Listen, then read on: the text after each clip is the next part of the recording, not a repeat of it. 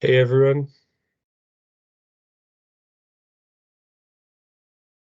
We'll start some. Hello, everyone.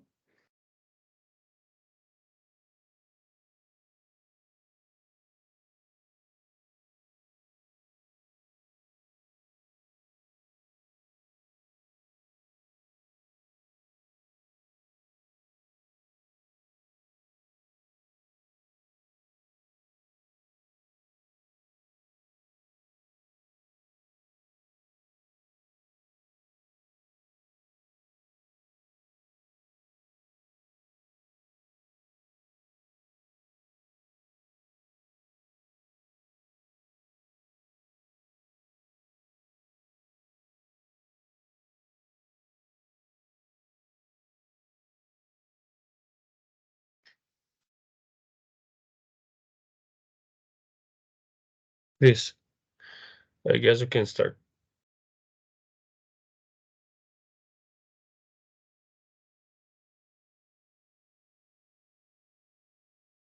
Hey, hello, everyone. Welcome to today's AGA free course.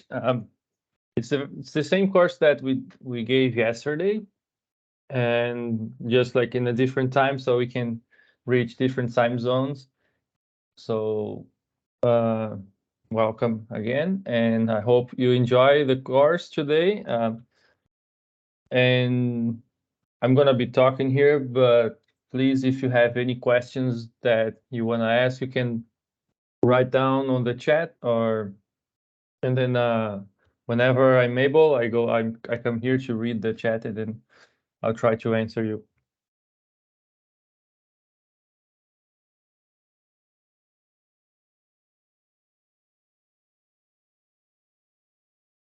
Okay, so let's start. So first, I'm gonna just present the agenda for today's course.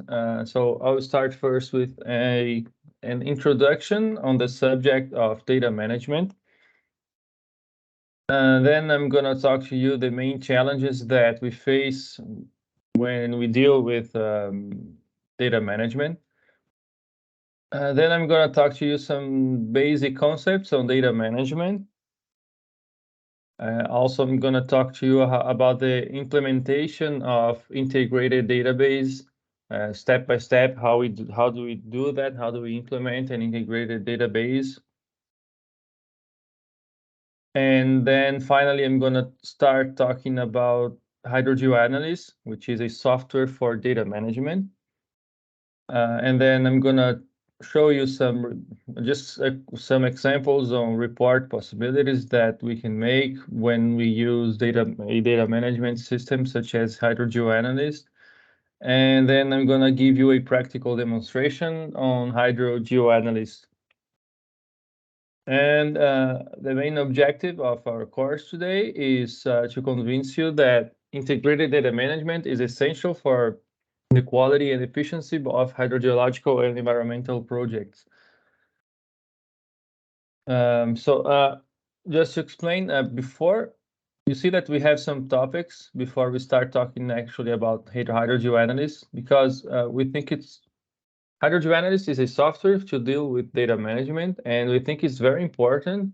Before we start talking about Hydro GeoAnalyst, it's really, really important to know like some basic concepts on data management. What is data management? Why do we study data management, or why do we implement something like that whenever we work? So we think it's important to know these basic concepts, this importance, before talking about Hydro GeoAnalyst, before getting like to work with the software. So first, just an introduction.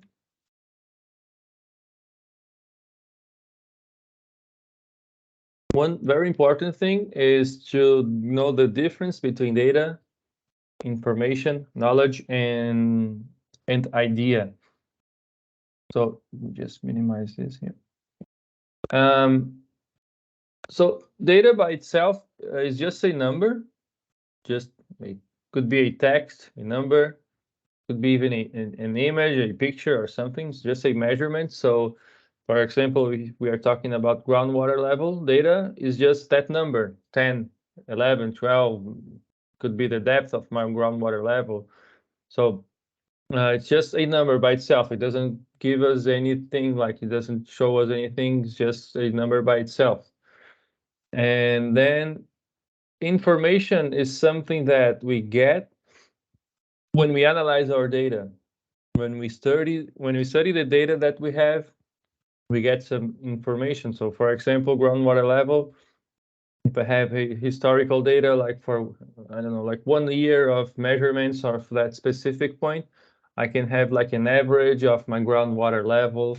I can get information on like the average of groundwater level in different seasons. So I can get like different information from the data that I have about that specific thing. And then we arrive at the knowledge, which is something that we get using the information that we gathered from our data. So we create some relation between different informations to get some knowledge about something that we are studying. So for example, I can study my groundwater level and relate it to the precipitation of the area that I'm studying, and also relate with the lithology and the aquifer characteristics, the soil and stuff like that. So I can know that whenever it rains a lot, my groundwater level goes up at this point, and then whenever I'm in the dry season, my groundwater level can go down up to this point here. So this is knowledge. This is something that we got from different informations, from different kinds of data that we gather from the region that we are studying. And then finally, we get to the idea, which is like when we build this connection between knowledge and that we got from the information. So we gather like this, all this knowledge that we got from the lithology related to the historical information of my geological data, and or related to the precipitation historical data. And then I relate everything, all this knowledge, and then get an idea. So for example, I can get an idea that, well, I have, whenever it's precipitated, I have a lot of rain, I have, regarding the characteristics of my lithology, I can use this well here to pump water so I can get a bigger flow rate, or let's say I building like an open pit or something for my mining company, and I need to lower my groundwater level, so I should get a flow rate up to this point. So then after getting this flow rate, my groundwater level will go down up to this point that I need, or something like that. So it's something that we get from all the study that we did with our data, all the information and knowledge that we got. And then all this process is something that takes a lot of time, like to get data, to analyze the data, get information, and then relate all this information to get the knowledge, and then finally the idea. It's something that takes a lot of time because we are dealing with data, and we are dealing with data that could be from anywhere. And all we want is to go straight from the data to the idea. We don't want to spend too much time here in gathering data or studying the data and then getting the information and the knowledge. We want to go straight from the idea, from the data to the idea, and that's what we call the business intelligence today. So it's whenever we go straight from the data that we are collecting from the field and straight to the idea, like we don't spend too much time gathering that data or studying that data. We want to see the idea because each time, like we have, as time passes, we have less time to just to decide something, and then we need to have this idea straight in our screen here to do something. And this is because as time is passing, data volume is growing a lot, in the world. Like each year, like we have a lot of data available in the world because it's getting easy. Each time it's getting easier to get data. We have now telemetry for all kinds of different data, and then we have a lot of points of measurements, and then we have this whole bunch of data available for us.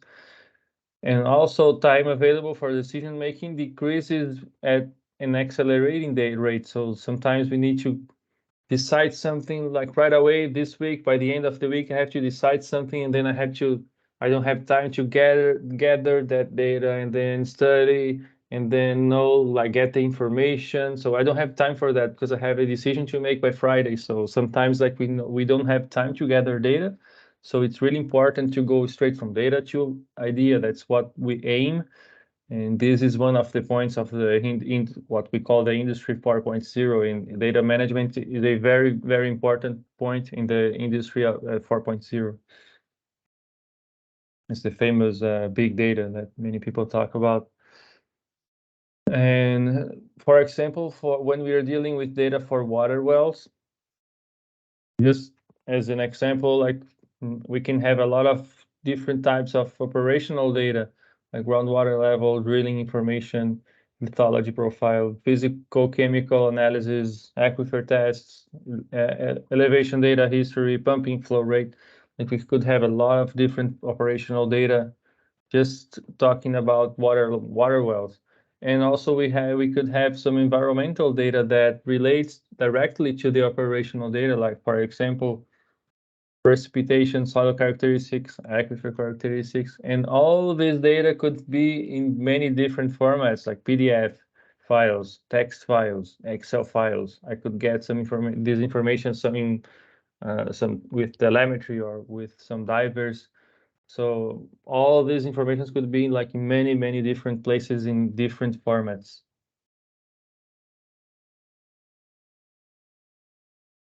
And most of the times when we are studying any kind of information or regarding this data, we need to make some relations between all these different kinds of data. So for example, we could relate groundwater level to the pumping flow rate, because whenever I pump more water, the groundwater level decreases. So sometimes in my study, I need to make this relation, or I could relate the pumping flow rate to the precipitation of the area that I'm studying. And then I have the aquifer characteristics that also have a great influence on this flow rate of the region that I want to install that pumping in the well. And also the lithology profile relate to the aquifer tests, and then I have the drilling information. So I could make a lot of different relations between all these different kinds of data. And this is when we start dealing with the data management challenges.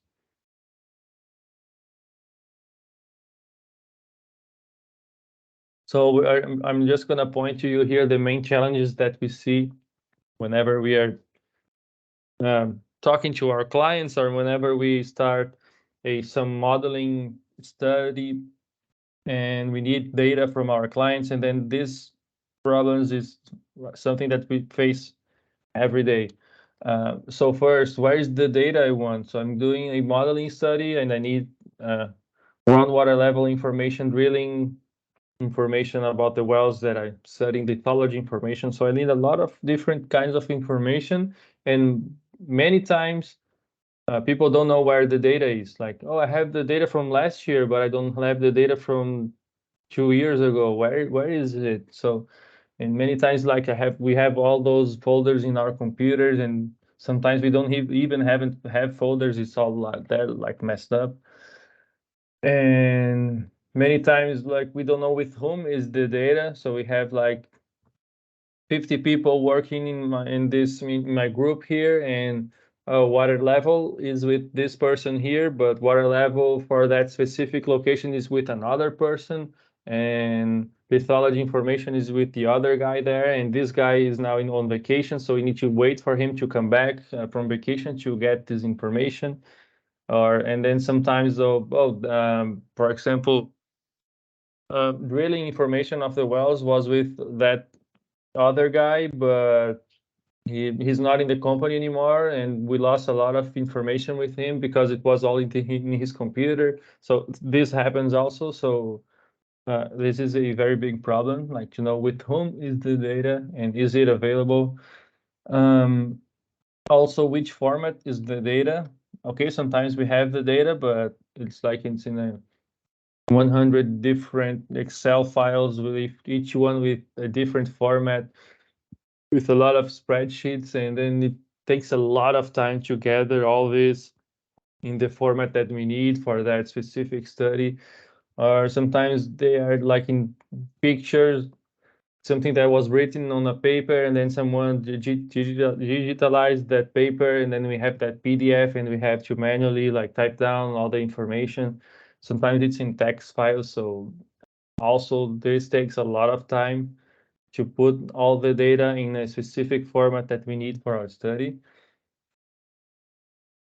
Also very important, which units of measurement. So sometimes we receive like a lot of spreadsheets or Excel files, or even text files, whatever, and for water level, but there's no information if that number is in meter or in centimeter.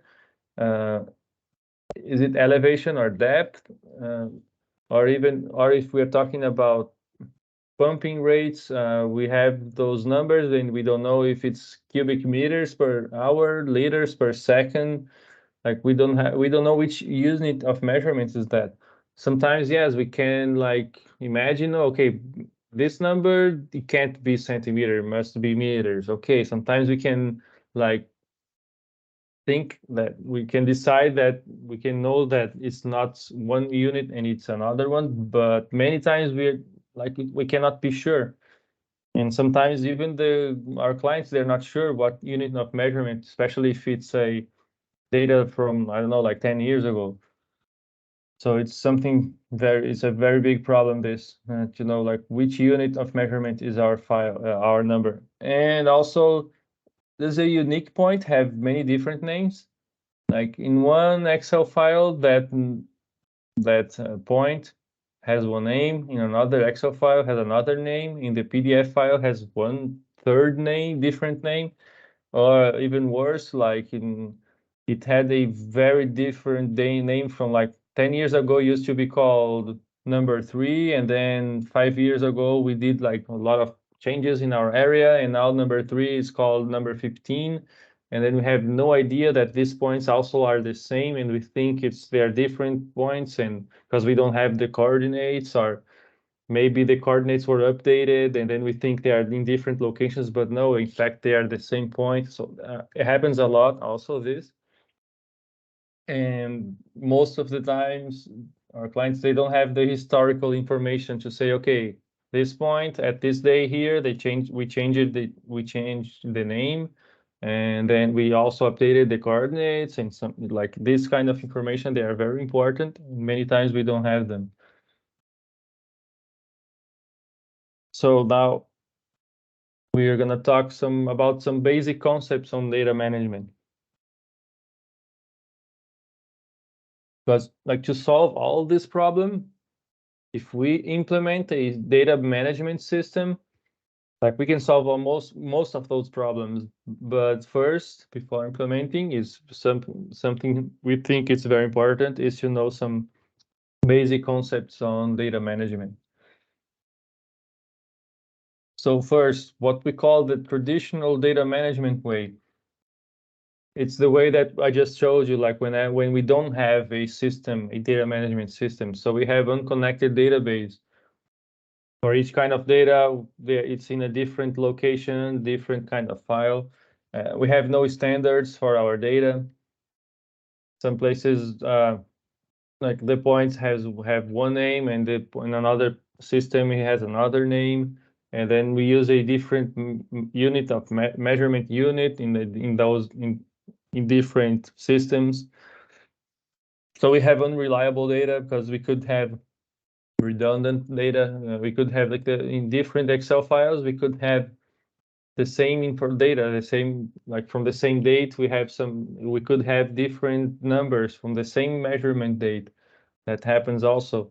And data is stored in many different formats. So this takes a lot of time to organize the data, to make it in a pattern that we need for the study. And then as we spend too much time just organizing our data, we have less time to do the interpretation of all the information that we can get from the data. And there's also the probability of errors, because like we don't trust that data, then we have to do a validation, and sometimes something we miss something, and then there's a probability of an error, a big error in our study, because we don't have that information control. And on the opposite, we have the integrated data management, which is when we're talking about a central database, like we know everything is in a central repository, and this is the way Hydro GeoAnalyst works. Everything is in the same database. Many different kinds of data we can put in the same database, and we know where this database is. So data is available for multiple projects, for everybody that work with us, and it's not in a specific computer or with a specific person. We know that it's in a central database, and we know where to get that data, and we don't need to call that other person anymore to get some kind of data. And we have a quality control, because we cannot have redundant data in a database, because our database doesn't allow you to put redundant data. So you have a quality control before importing data in a database. And that helps a lot. It facilitates data visualization, and like we can build some automatic reports, like reports that are automatically updated once we have new data in our database. And most important, we have information security, so we can have more easily access to historical data, like data from 20 years ago. I know where to find it. It's in our database, and we know that data is reliable, because before going to the database, it had a validation, and we have standards for our data. We know which unit of measurement we know we're using, so we know everything about that data. So we don't spend that much time organizing our data. We actually don't spend any time at all organizing data, and then we have all that time that we would spend gathering data and organizing everything. All that time we have now available to actually analyze the information, to interpret everything, to make a very good decision about what we need. And why do we choose? So why do we choose integrated database data management? Because of everything I just said, and also because we are every day dealing with a very large amount of data in many different formats. So like Excel, PDF, Word, images. And then when we work with an integrated data management, we have all that data in the same format, in that specific format, and we don't have to do that organization anymore. We could be working with multiple projects. So for example, if I work with a big mining company that has different locations in different countries, could be also, but I want to study like data, to gather data from all these multiple projects. I want all this data in the same database. We could do that when we have an integrated database and we have easy access to data from different places. Also, structuring, organizing, and analyzing data. We can establish some standards to our database, to our numbers, to our text. We have standards now, and then we can have more reliable data. Now we know what we are dealing with. It makes it easier to get some integrated analysis of our information, and it makes it possible to integrate like different softwares or different programs like Power BI or Excel. And then like we could have like some charts that are integrated, connected to the database, and it automatically updates whenever we import new data in our database, and we don't have to spend that time anymore, like organizing data, building the chart and everything. And the information of availability is also something very important, because we can have like different groups of people that have different access to our database. Some people can have access to only read the data. They can't edit anything, they can't import anything, they can't do anything with the data. They can just read data. And then we can have some group of people that can have this edition permission. They can edit the data, they can import something else, they can change data, they have more permissions. So we can have this. and that makes it easier for us to work.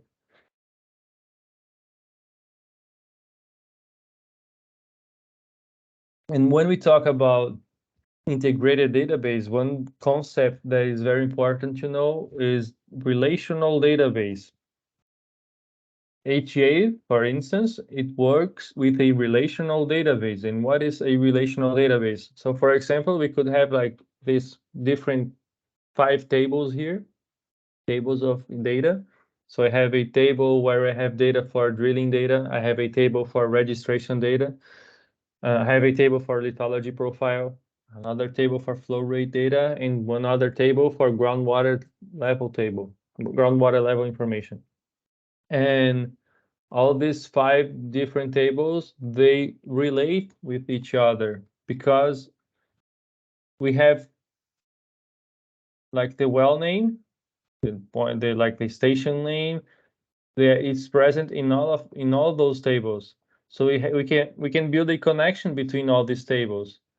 We can relate the registration data to the flow rate data. So this same well name here that I have like the coordinates here, the elevation and like location and other registration information, I can get also flow rate for that well name there. And then I can have also the groundwater level. So I can relate different tables because they have something in common that is the well name. So that this is like very basically talking, this is a relational database. Of course, there are some other technical things that make them a relational database, but like the most important thing that you need to know is this, like they are relational. We are talking about a relational database because we have a lot of tables in our database and they all relate to each other somehow because they have something in common. And when we talk about relational database, the most famous ones are Oracle and SQL Server. Hydro GeoAnalyst works with Microsoft SQL Server. And they're both Oracle and SQL Server. They're very famous. They're very safe, very secure databases. They work with SQL language. They offer you data security, and they have different permission rules for different user groups. And it's possible to integrate different softwares with your database. So, for example, Power BI and Excel files. And one big advantage on working with Hydro GeoAnalyst is that you don't need to be a specialist on SQL language. Like you don't need to know anything at all about SQL language to work with Hydro GeoAnalyst. So that's a very good advantage with Hydro GeoAnalyst. Because many people think that, well, to work with database system like this, I should know SQL language. I should know everything about SQL Server. But that actually working with HA, you don't need to know that. Like you don't need to know SQL at all to work with Hydro GeoAnalyst. And then I'm gonna show you later about more about this. Another important concept to know, and it's kind of hard to understand at the first time, are the primary keys. It's actually a little hard to explain also, and it's hard to understand, but it's something that whenever you start working with a relational database, with integrated data management systems, it's something that you're gonna like learn more, like, and become more familiar with. So, but one very important thing to know is that primary keys, they are here to guarantee unique values in our tables and to guarantee that you don't have duplicate data in your table. So for example, in the registration data, this is where the table that we register our points, our wells, you are not going to have 2 wells with the same name. You're not going to have that. So if I have a well that is called P01, you are going to have only one P01. You would not be able to put 2 P01s in your table because you have this primary key, because you told your database system that the well name is a primary key. So the database system knows that it cannot store two wells with the same name in this table. So this is something that this is the most important thing that you need to know about primary keys, is that it guarantees that you don't have duplicate data in your table. And primary keys could be only one column of your table. So in this example here, just the well name, or it could be two or more columns of your table. So for example, groundwater level. If our primary key was only well name, imagine, so this is a table, a spreadsheet, and these are the columns of our spreadsheet. Well name is one column, the date and time of measurement is another column, and then you have groundwater level in a third column, and so on. So imagine you are seeing here a spreadsheet, and if well name was the only primary key here, your database would think, okay, so you can, well name is the primary key, so I cannot have two well names with the same name in this table. But when we are putting information of groundwater level, I'm gonna have like a lot of lines with the same well name. As for example, the P01. P01 in the 1st of January, I have this groundwater level. P01 in the 2nd of January, I have another groundwater level. P01 in the 3rd of January, and so on. So I'm going to repeat P01 in many, many lines of our table. But if the only primary key of this table was primary key, the database wouldn't allow me to do that, because the database would think, oh, but wait, the primary key here is the well name, so you cannot have two lines with the same well name. So to avoid this, you have to tell the database that in this specific table, the primary keys are well name and date and time. Okay, so now the database knows that you cannot have two lines with the same well name and same date and time. So you could not have P01 in the 1st of January in one line and P01 1st of January in the second line, because you cannot have two different groundwater levels in the same date and time for the same point. So for example, let's imagine that we have this table here with well name, date and time, flow rate, and measurement method, for example. The first two lines here, they are not correct. The database would not allow me to put these two lines here in the database, because the primary keys are well name and date and time.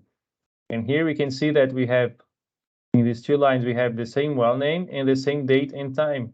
I cannot have two different flow rates or two different measurements in the same date and time for the same point. The database will not allow me to do that, because these two are the two primary keys. Now, the last two lines here, they are okay. The database will allow me to put this in the database, these two lines of data here. Oh, but they said they have the same flow rate, the same number. It's okay, because they were measured in different dates and times.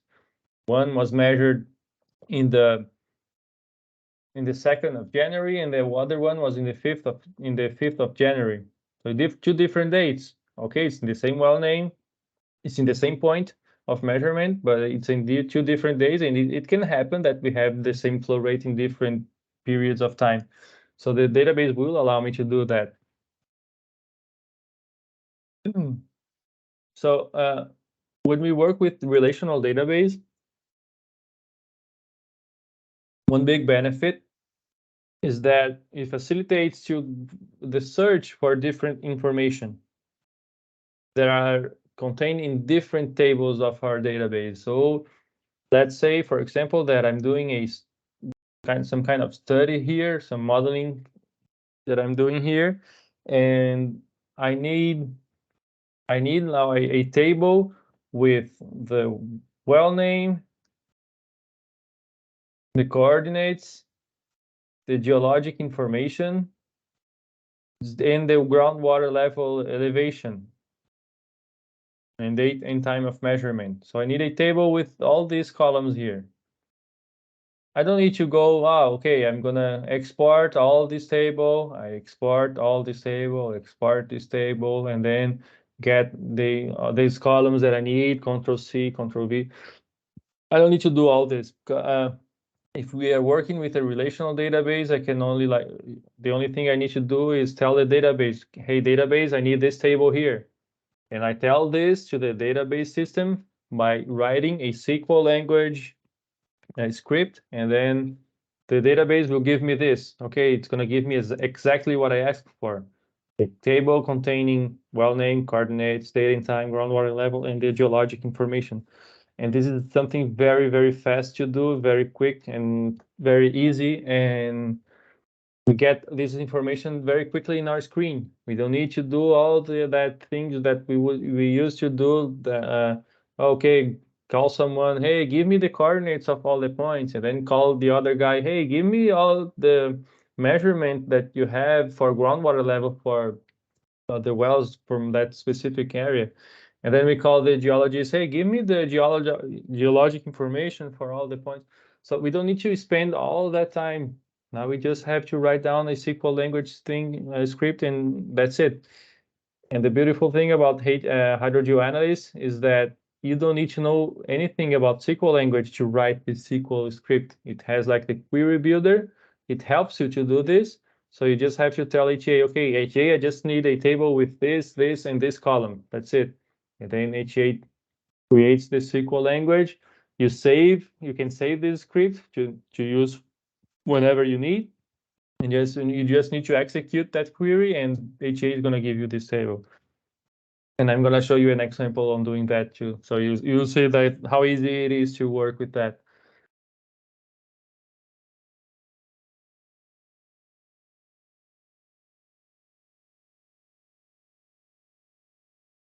So now I'm just going to talk to you, just show you like the step-by-step on implementing an integrated database system. So what do we do? Like how do we implement that? What are the steps to implement this database? So that's what I'm going to show you now. So the first step is to understand your data. So you need to understand the data that you want in your database. You need to understand your objectives. Why do I need this database? What's my objective? So what kind of data do I need in this database? Because sometimes, depending on the objective, you don't need all your data, all these different kinds of data in your database. Sometimes you just need something, a part of your data in your database. So you need to understand what your needs are and what kind of data you're going to put in your database. And then go to the next step, which is to structure your database, to tell your database what tables, what kind of data you're going to have in your database. Then you can do the data standardization, like to create your standards for your data, to create the standards of, to define the standards of units of measurement, standards of parameter names, standards of lithology names, and stuff like that. So you define the standards of your database. Then after you understand your data, you have your table structures, you have your standards, you do the validation of your data, and then you finally import your data to your database. So you have all that historical data in your database, and you can finally do the analysis and visualization of all your data, create automatic reports, and you finally arrive in the business intelligence. So you're gonna, after you implement this system, you can finally go straight from the data to the information, to the idea, to the business intelligence. So that's the objective here. So first step, understanding data. So as I said, it's very important to know your data, to know your objective. Why do I need this system? Why do I need to implement this system? What data do I want in my database? So you define, so in this example here, okay, I want all these well informations, groundwater level, drilling information, pumping flow rate, and then I also want some environmental data because they are very important for my studies. I always have to relate precipitation to the groundwater level, so I want to store precipitation in my database also. So you have to define what's your objective and what kind of data you're gonna put in your database. Then you go to the second step, which is the table structure. So, okay, now I know what kind of data I will have in my database. So let's structure our tables. What tables I'm going to have in my database, what columns each table are going to have. So for example, okay, in the first table, the main table will be the registration data. That's where I'm going to register all my points of measurement. So I'm going to have the well name, coordinates, elevation, date of installation. So I could have many different kind of information here that could be important to me. I'm going to have a specific table for lithology data. Then I'm going to have some tables for construction information of my wells, so drilling information, casing, screens, annular field, and so on. Sealing information, TOC history, elevation history. So I could have like many tables in my database related to the wells that I'm studying. So flow rate, volume of water, groundwater level, aquifer test information, physical chemical analysis, pumping goals. So I could have many different kind of tables in my database. And then I'm going to tell the database what will be the primary keys of our tables. And we are finally going to have this relational database because all these tables, they have one thing in common, which is the station name, the well name. They all have the well name there. So we can create the relation between all these tables. So here we get the relational database.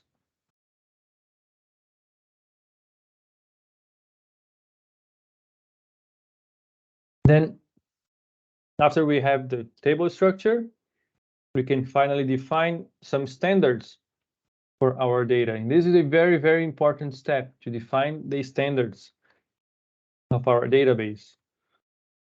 First, we always recommend to create some standards for the names of your points, of your wells, of your stations. It's something that we always recommend people to create some standards for that, because many times we find like a list like this, like for the names of the points, like P1, P2, or just a number or just a code like 12501, just a code for the points. And when we look at this, we actually don't really know like what kind of point I'm dealing with here, from which location. So we always recommend people to create like abbreviations for different type of points. So for example, piezometers, let's use PZ, because when we look at a PZ/01, we know that we are looking at a point for a piezometer. So we always recommend people to use like some abbreviations. And also, if you are working for a big company, a big mining company, for example, that has mines at different locations. So let's say I have a mine in Waterloo, another mine in Ontario, and then another mine that is called Vancouver mine. I could create some abbreviations for those locations like WM, OM, and VM. And then when I put a name in my points, when I look at the name, I'm gonna know like that this point here is a piezometer located in the Waterloo mine. I know that this point here is a piezometer located in the Ontario mine. So just by looking at the point name, the name of the point, I know what kind of point I'm looking at and from which location. And believe me, this really helps you when you're dealing with information, or when you're working, for example, with a dashboard, and then you have the filter there to select which point you want to see the information. If you have this easy information in the name point, it makes your life easier. And it's very different as the example I just showed you. Like when I look at this code here, I have no idea what kind of point is this. I have no idea from which location, and is it a piezometer or pumping well? What is it? Like we don't know. P1 could be anything also. So it's different from like as this thing here. So it's something that we always recommend people to create some standards that make it easier to understand, to know at what kind of point we are looking at. Also, to establish some list of values, some standards for station type, for example, for lithology, for parameters. So when we are registering points there in our registration data table, there's a column called station type. And in this column, we're going to tell the database what kind of point is that. So the piezometer, say PZ01, station type is a piezometer or pumping well. PW01, station type pumping well. And it's important to define, okay, how I'm going to call pumping well, how I'm going to write that down in the database. And then am I going to write like this, like the whole thing, the whole word with a space and everything? Am I gonna use a abbreviation like a point here at pump well or P well or PW? How I'm gonna write this in the database? So it's very important to define, okay, I'm gonna write the whole thing here. And I'm gonna tell the database this, okay, database, just you cannot allow people to register a pumping well and to write down like this, like abbreviating something or like using an underline or whatever. So the database will know that pumping wells have to be written like this. So it's important to define this. And also the same with lithology, same with parameter like dissolved oxygen. Let's define how are we gonna call dissolved oxygen in our database? Are we gonna use abbreviation? Are we gonna write the whole thing? It's important to know to define these standards. And this really helps, especially when we want to filter information. So imagine if we leave it free, like we don't say anything to the database, we just leave it like people can write dissolved oxygen as they want. So we don't care, so you can write down as you want. So let's say that, and this is like you can have like 200 parameters in your database. And imagine if all these 200 parameters don't have a standard, so each of these 200 have like 5 different ways of writing them. So you have like 1,000 different parameters in your database instead of 200. And then when you want to filter, let's say you have a dashboard and you want to filter, okay, I want to see the historical information on dissolved oxygen. And then you're going to click on that arrow of that filter. And imagine if you have like all these different options for dissolved oxygen, then you have to select all of them. And you can even miss something because you didn't see that dissolved oxygen was also being called field dissolved oxygen. It was in another letter there. So it's something very annoying, like when you don't have a standard for that. And it really helps when you have a standard because you know that when you are dealing with dissolved oxygen, you just have to select in the filter dissolved oxygen, and you're going to see all the results for that parameter. Another very important thing, define the standards for units of measurement. So flow rate is going to be cubic meters per second. Volume is going to be cubic meter.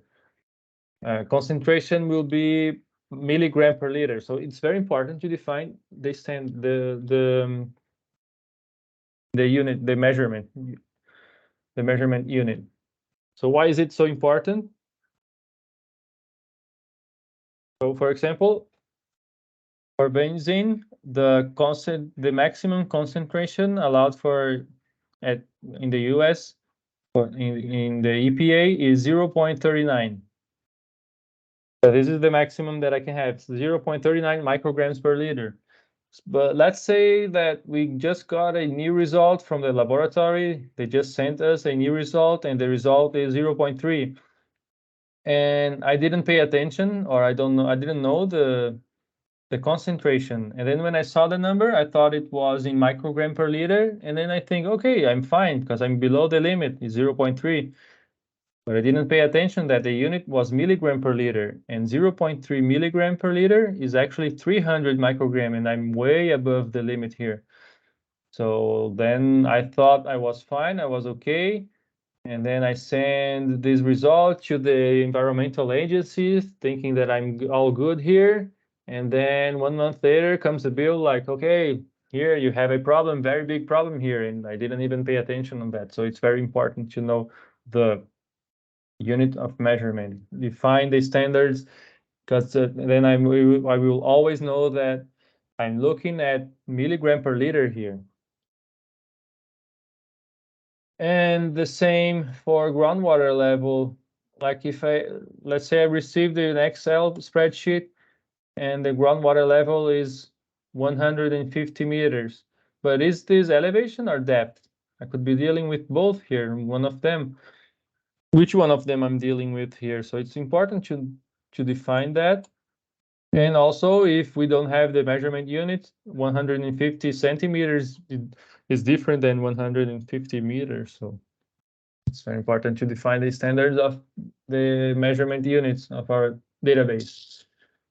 Also, pay attention on the date format and decimal separator, because in different countries might have different date formats.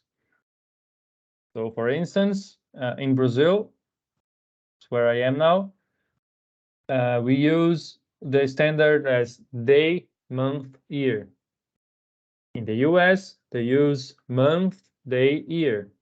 So this first date here in Brazil would be 1st of February 2020. In the US, this would be the 2nd of January 2020. So it's very important to define the date format. Okay, in my database, it will always be day, month, and year. Okay, so it's something important to define that, because you never know if maybe you're gonna use a software that only allows you to put month, day, year. It could happen. So some modeling softwares, for example, they only allow you to put month, day, year. And you need to know that, like in your database, what's the format of the date. Also, decimal separator. In Brazil, the comma represents the decimal separator. So this first number here in Brazil would be 300.67. And the second number here is 300,678. Because the point in Brazil is the separator for miles, for thousands. In the US, the comma represents the separator for thousands, and the point represents the decimal separator. So it's the opposite. So it's also something very important. Let's say that, I don't know, I'm working with a software that only allows me to use point as a decimal separator, and I didn't pay attention on that. And then I gave the software the number, this number here. So the software is gonna think this is a 300,000. So it changes everything. So it's very important also to define this in your database, to define which will be the decimal separator. And it's important that this information is clear to you. And some general tips, we always suggest people to avoid special characters in the database, because they can be a little, there can be some problems when we are writing the SQL language scripts. So after we define the standards, we finally can do a validation of our data, and then start importing data into our database. And this is also a very important step, the validation. Is the data standardized correctly? Did I put everything in the standards of our database? Do we have duplicate data in the data that we want to import in our database? All these validations, they are very important. And does the data make sense? So for example, if I know that in my region, the groundwater level is usually around 50 meters, 60 meters, 40 meters. And let's say I have one number there, like 400 meters. It's way different than the average. So is that correct? Does it make sense? Is it like a typo? So it's something that it's important to have some like this validation. So we don't have like errors in our database. And this is what we call the quality control. And if possible, it's always better to work with automated processes of data import. So if you can have integrations between systems. So for example, if you have a telemetry system of measurement of groundwater level, this telemetry goes to a system. And then you have your database. and you want to integrate your database with this system, because you don't want to go to the system, export a spreadsheet, and then put everything in the standards of your database and then import in your database. All this manual process could have a mistake like in this process.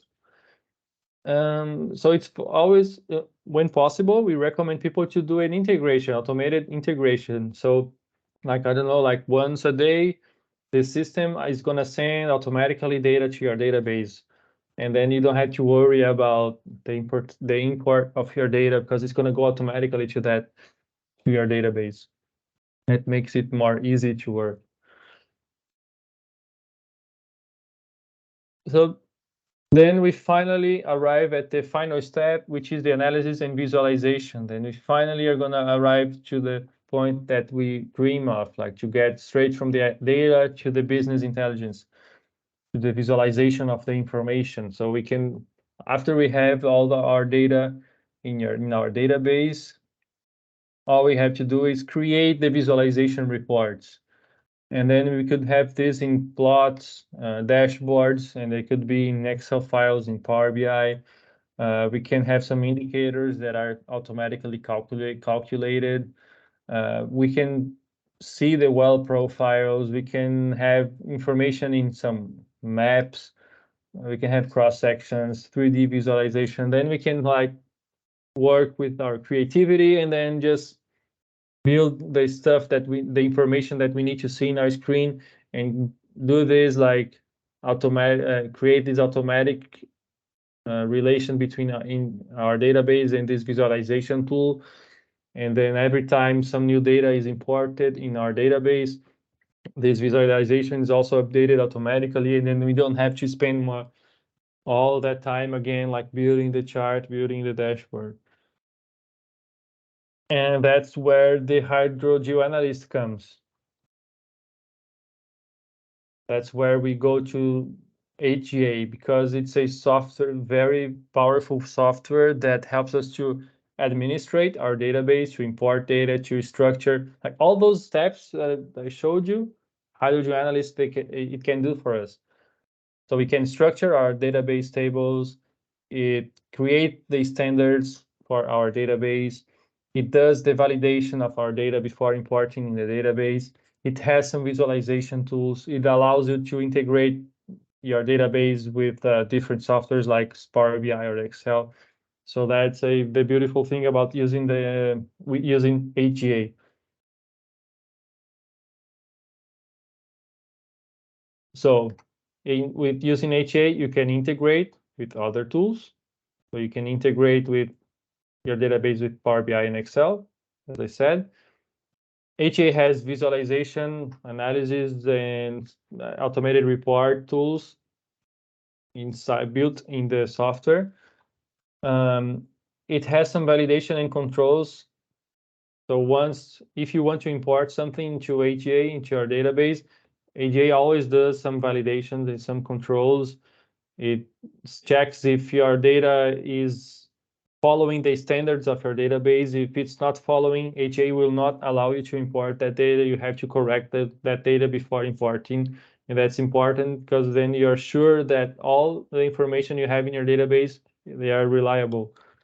It allows you to have some automation in your data entry. You can integrate with different systems. So let's say, okay, I have some telemetry systems here for precipitation, groundwater level, and other kind of data. And I don't want to stop using those systems. There's different separate systems, but I don't want to stop using them because I have all that data there. But you can use HA as an integrator. You can integrate all these systems, all this information in one database. And one very important thing, very important advantage of using HA is that it has a very flexible database. So you can build a database to store water quality, air emissions, and also like I don't know, like any kind of data. You can create a new table in your database and store that data there. And it's something very flexible because it has a tool called Template Manager on AGA. And using that tool, you can manage your structure of the structure of your database. You can create a new table. You can create new columns in your tables. And I'm going to show you an example in a little bit on using this tool. And I'm going to create with you a new table in our database structure. And then we will be able to import a different information in our database. So it's a very flexible database, and it's very easy to use, and you don't need to be an expert on SQL language at all. So that's something very important. And as I said, HA has a lot of different tools. It helps you to import data, to validate your data, to analyze your data, to visualize your data, and you can integrate with Power BI and Excel. And just to tell you about the most important things on HA, it has a query builder. This is a very nice tool that helps you to create custom queries using it's an interface that creates the SQL language for you. So you don't need to be a SQL language expert. You can create queries without knowing anything at all about SQL. You just have to select which columns you want to see in your table, and then HA will create that SQL thing for you. I'm going to show you an example of that later. It has a well profile tool.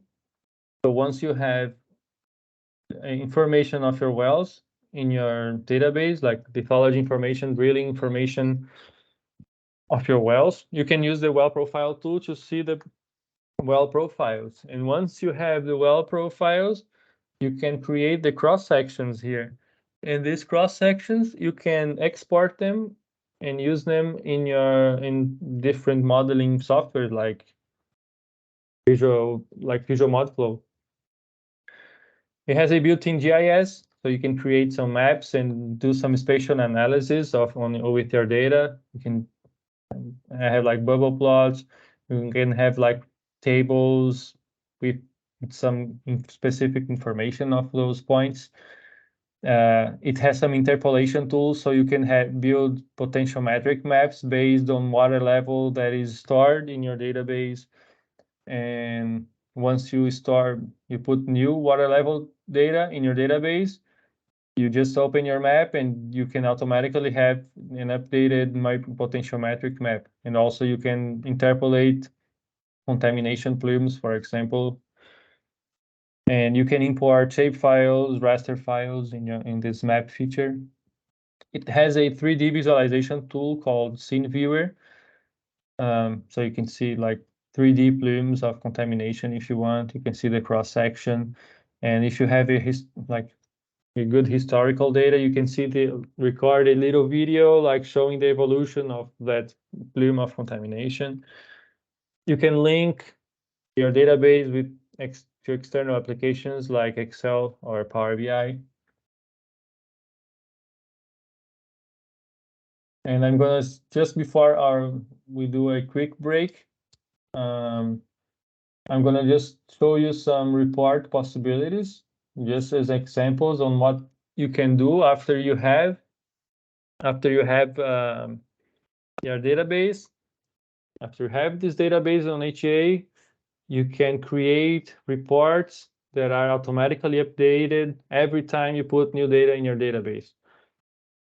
So like all you need to do is like use your creativity and use all the potential of the software you're using. Like it could be Excel or Power BI. You just have to like whatever you need, you just build this Excel file or this Power BI, and every time you put new data in your database, this will be updated automatically. I'm going to show you an example later of this also. So these are just examples of charts that you can do. This is all in Excel. Like you can do anything connected to the database. And this is an example on Power BI. And like you can easily build a relation between this is the water level and related to precipitation. So you can put like these charts like one above the other or one below or one over the other. So you can do like the analysis that you need. This is another example of a dashboard. And like once you have your database, you can create many different kind of reports. Like this example here is a monitoring plan administrator.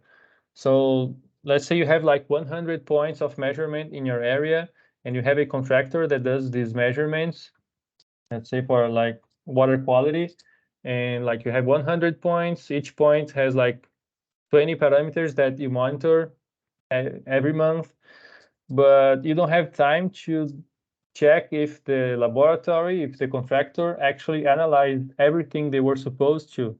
Like you have a plan, you know that next month they're going to monitor 20 points and 20 parameters in each point. You have this plan, and then when you get to next month, how can you know that the laboratory actually did analyze everything they were supposed to? So once you have a database, that you can do that, like you can check that automatically, because you can import in your database the monitoring plan. So you can tell the database, hey, database, next month the laboratory is supposed to do this and that. So then you have this report here where you can check, like where the database will know what their laboratory is supposed to do. And once you get to next month, the laboratory is going to send you the data, you're going to import in the database, and then you have this report here that relates what was planned to what was actually done. And then it tells you, okay, they did everything they were supposed to. Yes, okay, it's fine. Or no, there's some parameters missing here. They didn't analyze pH, for example, or they didn't analyze this and that point. So what happened? Then you can call the laboratory and tell them, hey, what happened? Why didn't you analyze those points? And many times maybe they analyzed those points, but they just forgot to send you the data. I don't know. So it's something that you can have, this information you can have automatically in your screen if you have a database. If you have the information in your database, you can build automatic reports that can tell you the information that you need. And this is a software that we developed for Vale for water balance. This is specifically for water balance. So all the information on water balance is imported in the database. So volume, pumping rates, so volume of water. So information regarding water balance is in the database. And then we built this software here to build the flowchart of our water balance, and all the information, the volume information, comes automatically from your database. So all they have to do now is just open this software and then select the period of time they're analyzing, and the software is going to show you all the information they need, like for volume of water. And then it has like this, so it has this tool for flowchart, has a map feature, and also dashboard with some indicators that they need, because they have to report all these indicators on water balance to some investors and stuff like that. So now they used to spend a lot of time calculating all those indicators regarding water balance, and now they have this information automatically in their screen. So now it's much more easy for them to send this information on regarding water balance. So the main objective here is to show you that once you have a database system, once you have your data being imported in your database, you can build automatic reports. You don't need to spend more, like you need to spend time anymore gathering data, putting everything in a specific standard, and putting that Excel file, building that chart, like all these things that spend a lot of time. You don't need to do that anymore, because you can have automatic reports, and then all you have to do is turn on your computer, open that dashboard, and it's going to be there updated for you. Just like the information will be there in your screen. You don't need to spend more time dealing with data. And then now we can do a quick break, like 15 minutes, okay? So we come back in 15 minutes, but before going to the break, I forgot to mention that Waterloo is gonna send you a free 30-day trial of 30 days for HGA. So you're going to receive this license, this for 30 days trial, and then you can play with AGA after we finish our course. And I'm gonna this presentation is being recorded, and after the break I'm gonna open HGA here and then show you some examples, like show you some steps, some things you can do playing with AGA. I'm going to show you an example of importing new data and then having that report updated automatically. So I'm going to show you some examples. And as this presentation is being recorded, you can rewatch it later. And you can do the same steps on your own at your house, at your computer, and play with AGA, with Hydro GeoAnalyst, and do whatever you want with the software. So I'm going to spend some time here playing with HA, showing you what features HA had, like the main features, and explaining to you like the interface and everything. And also, I'm going to send you here a link to a Power BI dashboard.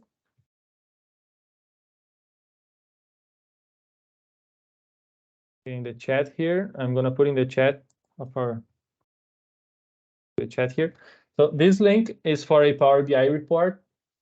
If you open it, it's going to be this report here. So you can go ahead and play with it, like click on the filters and just like you can start playing with that. We're going to use this report later in the example. And remember here, like the example I said about parameter, the filter. Imagine if calcium was written in 10 different formats and I want to see calcium, I would have to select like 10 times calcium here. So this is why it's important to have standards. So it makes it easier to filter this information. And I just saw there's and I'm sorry I wasn't checking the chat. I don't know if there are some questions here. I see one question here. At final step, is it possible to simulate a short animation of process like groundwater flow? We don't have that here prepared for this training, okay? But if you in the on-scene viewer of HEA, if you plot like different potential metric maps, for example, or if you plot different contamination plumes, and then you have all these, like for each month, you have one contamination plume. And then you can record a short video in HA. You can do that, record a short video, like it's gonna show a video like of the plume growing up or the plume moving a little bit in your area.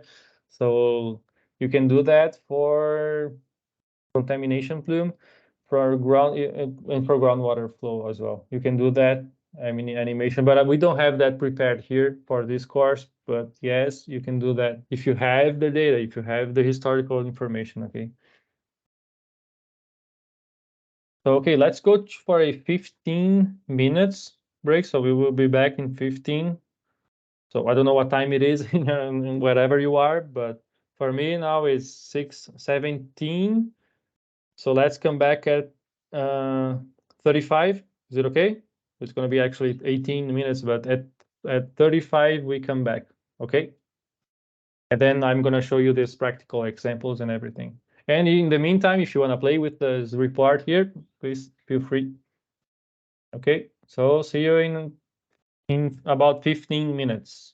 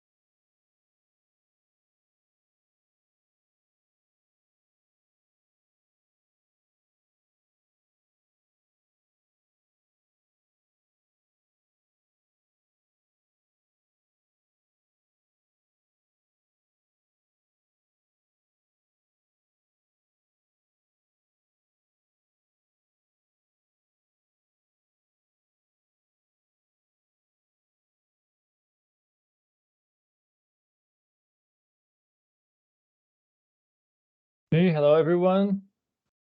Let's go back to our training section here.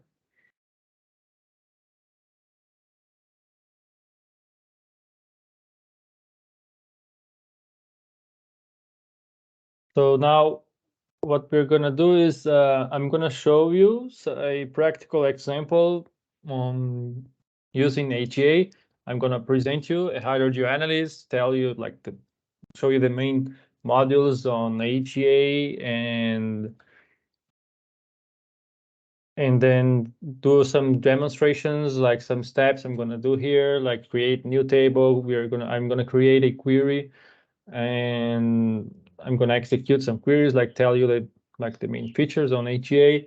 I'm gonna import data and all of this, as I said, it's gonna be recorded and you're gonna be able to rewatch it. And once you get the 30 days trial license for HGA, you will be able to do everything on your own at your own computer. You just if you forget how to do something, just rewatch the video and then you follow the steps and you will be able to do on your own the stuff here. So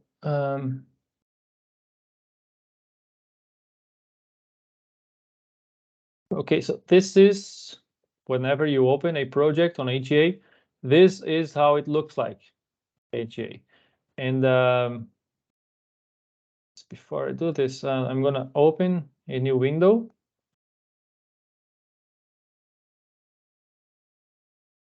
Just to show you how it is when you first open HGA, how it is, how does it look like. Probably in the first time you open HGA, it's gonna ask you it's gonna open a little pop-up window asking you in which folder your projects will be or templates. You can ignore that, you can close it. Okay, whenever you open it for the first time, you can ignore it. And this is how it looks like when you first open HGA. And one thing that I strongly recommend you when you open HA for the first time, please install the demo project.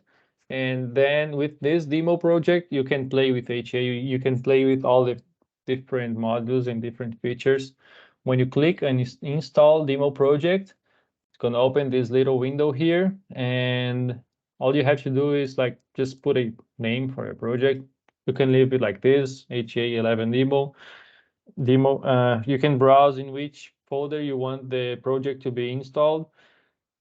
And here, a very important step is in data source type, please select local database. And then you click next here, and then you're going to install the demo project. But for now, for this demonstration, I'm going to use this other project that I already have here. This here, it's a little bit different from the demo project. Everything like the modules, everything is the same. With what is different is the data. The data is different here than the ones for the demo project. Okay. So this is the interface of AGA. Here on the top, you see this more bigger icons here. You see the main modules of AGA. So each of them is a different module. Like this is the plot module. This is the quick checker. This is the material specification editor. This is user manager. So they have a lot of different modules here. I'm just going to show you the main modules. Here on the modules menu, you see all the modules. You will see that not all of them are available here. But if you don't see a specific module here, you will find it here under the modules menu. Okay. And so here under project menu, you will see just some project information, like you can open a new project, you can open an existing project, you can reopen a project, you can access the properties of your project, the settings of Hydro GeoAnalyst, you can exit Hydro GeoAnalyst from here. Under the view menu, you can go to the start page of HA. It's the page that I just showed you when I opened HA. You can go to the station data tab, station list tab, non-station data tab, view results, data filter. All these tabs here, they are these tabs here on the top. Station list, station data, query results, data filter, well profile, query builder. So all the tab, everything that you open on HA, all the modules, they're gonna open as tabs here. They're gonna be open as tabs here. Okay. I have well profile here because I use the well profile module and then it open here.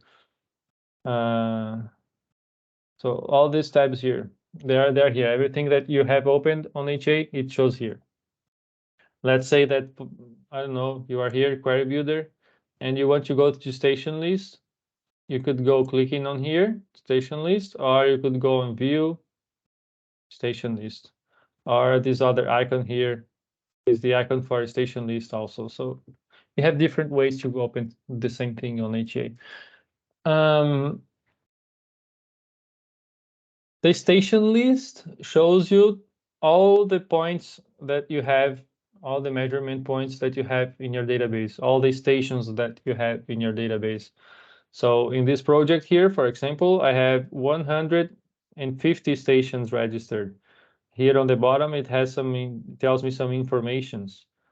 I am right now in the station group, all stations. So I'm seeing all the stations of my database.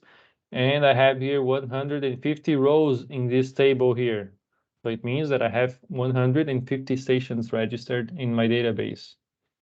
And I haven't selected anything. If I select one here, it's going to be selected one. If I drag and select more, I have now 11 stations selected. So it tells me how many lines I have selected in this table here and how many rows I have in total. And I said before that right now we are in the station group, all the stations. So we are seeing all the stations of our database. And what is a station group? Here on the left, you see the project tree. So you have everything that you have in your project, you will see here in the project tree. First, you have the station groups. And what are station groups? It's a way to group specific stations. So in this example here, I have 150 stations. I could have a project with 2,000 points of measurement, 2,000 stations. And sometimes I want to do an analysis or some specific study, or I want to see only data for a specific type of station, or I want to see stations for a specific location. So I can group these stations. I can create station groups. So I could have a station groups that shows only the observation wells. I can have a station group that shows only the open holes. So for example, here I have station type groups, and I have here a station group called pumping well. If I execute it by double clicking, I will see all the pumping wells that I have in my database. So I have only 4 pumping wells. So right now here in the bottom, I'm seeing that I am in the station group pumping well, and I have 4 rows in this table that I'm seeing here, which means I have 4 stations. If I go to the weather station group, I can see that we have 2 weather stations in our database. Observation well, we have 12 observation wells. So having station groups make it easier for us if we want to do specific analysis on specific stations. And so this is the station group. On the station, so here on the station list tab, we are gonna see information on regarding the stations, like the points that we have registered in our database. Let me go back to the all station groups here. On the station data, I'm gonna see data specifically for one specific station. So right now, I'm seeing data for the station DW1. So that's how I know which station I'm selecting right now. I selected DW1 because it says here current station DW1. And also here on the station picker, I have here selected the W1. I could select the W2 here. See that it changed here? I could select the W3, W4. So this is the station picker. This is where I can pick a specific station. Or I could also pick here on the station list. If I click on the W2, you see that it changed here too. And if I go to station data, I have the W2 selected here.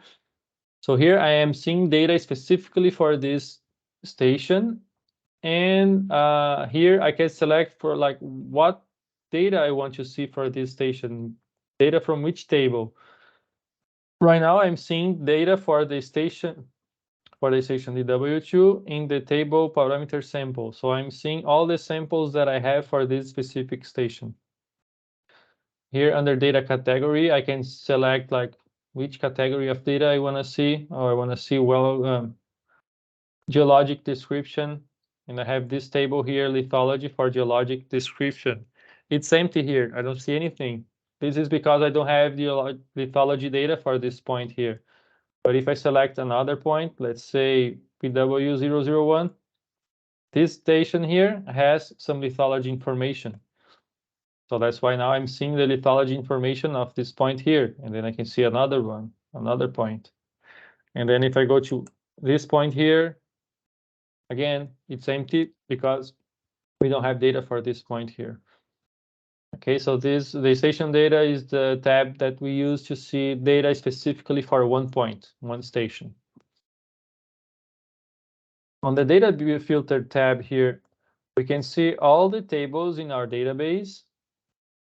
So here, as we see the categories of tables, general information, well history, geologic description. Each category has its own tables. Could be only one table, or it can be more than one table. For well construction, for example, we have here 7 different tables. For geologic description, we have only one table, lithology. If I double click on the table, you're going to see here on the right all the data that we have for that table that we selected. So I double clicked lithology, and now I see here that I have 194 rows of information. I have 190 lines of data for lithology. If I select drilling record, I can see that I don't have any information on drilling record in my database. Drilling protocol, I can see that we have 6 lines of data for drilling protocol. Casing, I have 6 lines as well. Here on the station, you see that we can see only a number. When you try to see data in the station, in the data filter tab, on the station column, you're gonna see the number. If you wanna see which station is the 160, you go back to the station list. You see here on the ID, you see the number. So you look for the 160. So 160 is this one. So now I know that this point here. Now I see that I'm looking at information for this point here.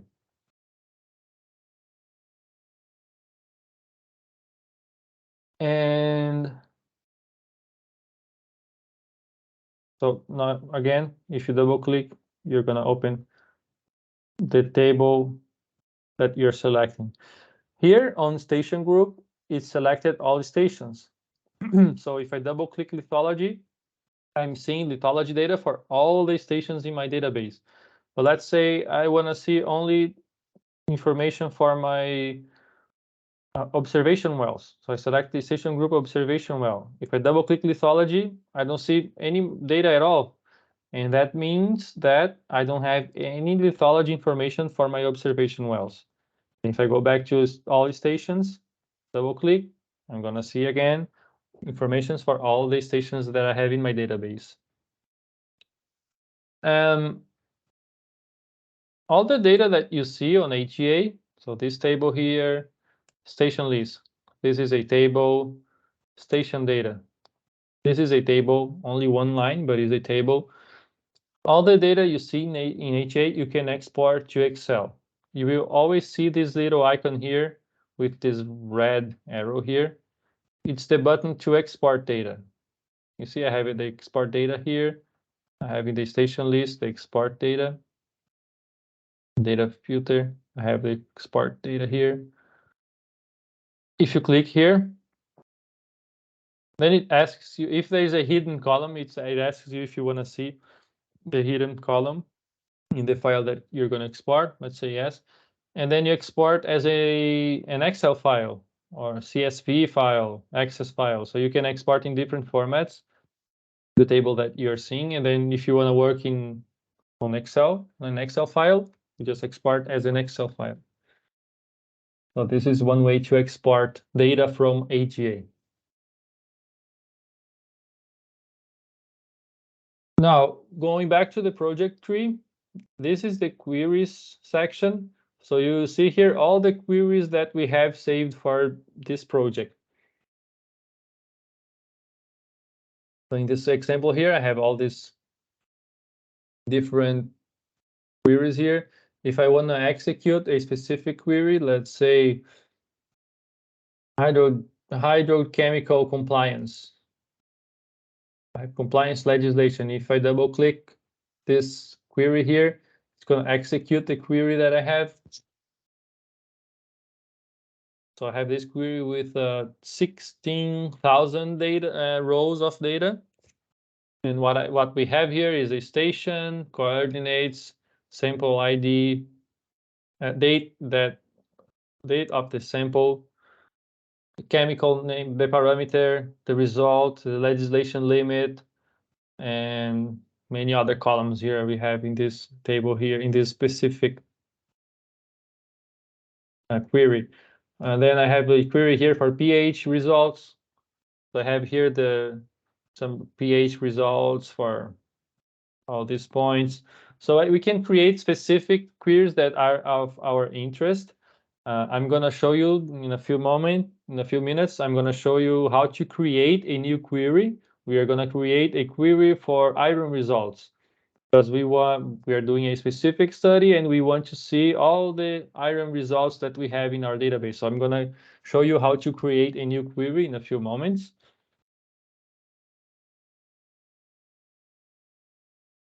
I think there was a question here. Let me see. Can we add a data about pumping rates from open pits and underground mines, river flow? Yes. Yes, you can add pumping rates information. As long as you have that table in your database, you can add that information. For example, here, let me see if I have here. I have this in this project, in this example, I have this table here called well operation. So for example, let me go to station. I don't think I have any data for this table here. Let's see. Yeah, I don't have any data here. So if I go to this hydrogeological monitoring well operation, this is a table to register flow rate for pumping wells. So you can register the date, the flow rate, the station status, reason. So we have different columns here. So yes, you can register as long as you have the table in your database. You can register that information. So you can have river flows. You could have pumping rates for open pits or underground mines. So you can, and river water levels. Yes. So you can have if all this information. Yes, you could put in your database. And let's say that we don't have any table here for pumping rates. So you have to create this table in your database. I'm going to show you in a few moments also how to create a new table. Okay. So let's come back here. Okay, we were in the queries. Now, well profile templates. We have a lot of examples of well profiles that come with AGA. Let's select this example here, monitoring well. So this is a well profile example. So if, for example, here, I can see the information of well construction and the lithology. I can only see this because I have this data in the database. If I select a point that has no information at all, let's say like these examples here, like we don't see the well construction here because we don't have the well information in our database. That's why we don't see here. I only see lithology because I only have lithology information for this point. Same for these points here. I only have lithology information. I don't have the well construction information. That's why I don't see well construction. So as long as you have the data in your database, you will be able to use the modules. You will be able to see the information, to see the well profile. And you see that I opened the well profile module here, and now I have the well profile tab here also. And I can always go back to the station data station list, go back to the well profile. Here is the cross section. If we had a cross section interpreted in our project, it would appear here. Map projects, all our map projects will be here. Scene viewer, the 3D visualizations, they would be here if we had some. So this is the project tree. Now I'm gonna show you an example on creating a new table in our database. So to manage our database structure, we use the template manager module.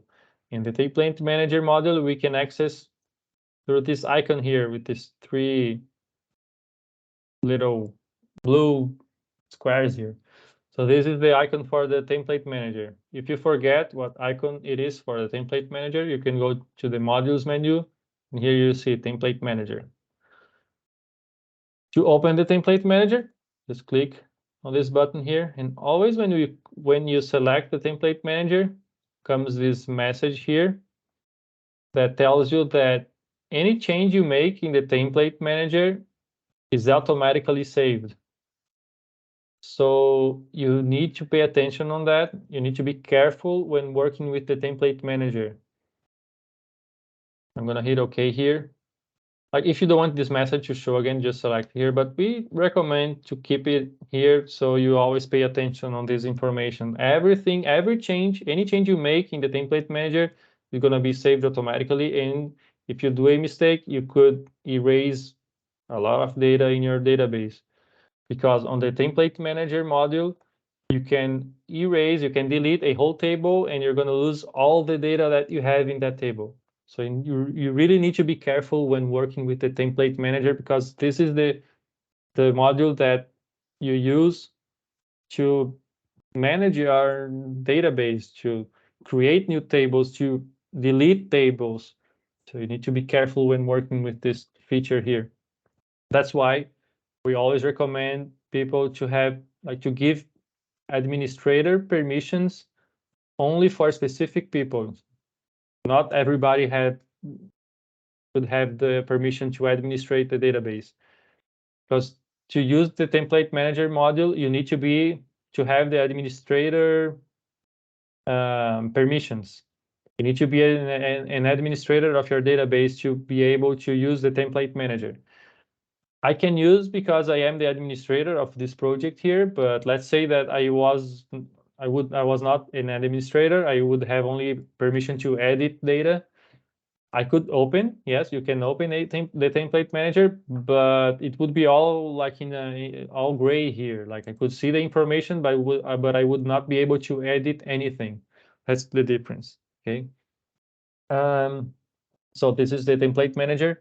Here we can actually see all the different categories, all the different tables that we have in our database. You can see here that we are seeing more categories that we were seeing in the data filter tab. It's because here on this square, on the checkbox, whatever is checked is visible. Whatever is unchecked, it's not visible. So like soil testing category is invisible right now in this project, because like I don't have interest on having any data on soil testing, so I just put it as invisible. So this is how we make a table visible or invisible in on HA. Okay.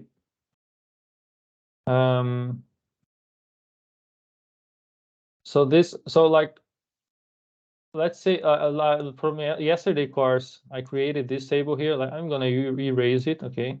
Because this was only this is the example I was gonna show you. So let's pretend that, okay, we have here a database suitable to import data on well history, geologic information, well construction, water quality monitoring, hydrogeological monitoring, meteorology. So we have like a lot of different kind of data that we can import in our database. But let's say that from I have the interest now to import also air emissions informations. I don't have any category here for air emissions. I don't have any table here to import air emissions monitoring tables data. So we need to create this table. We need to create this category in our database. And to do that in the template manager, it's very easy.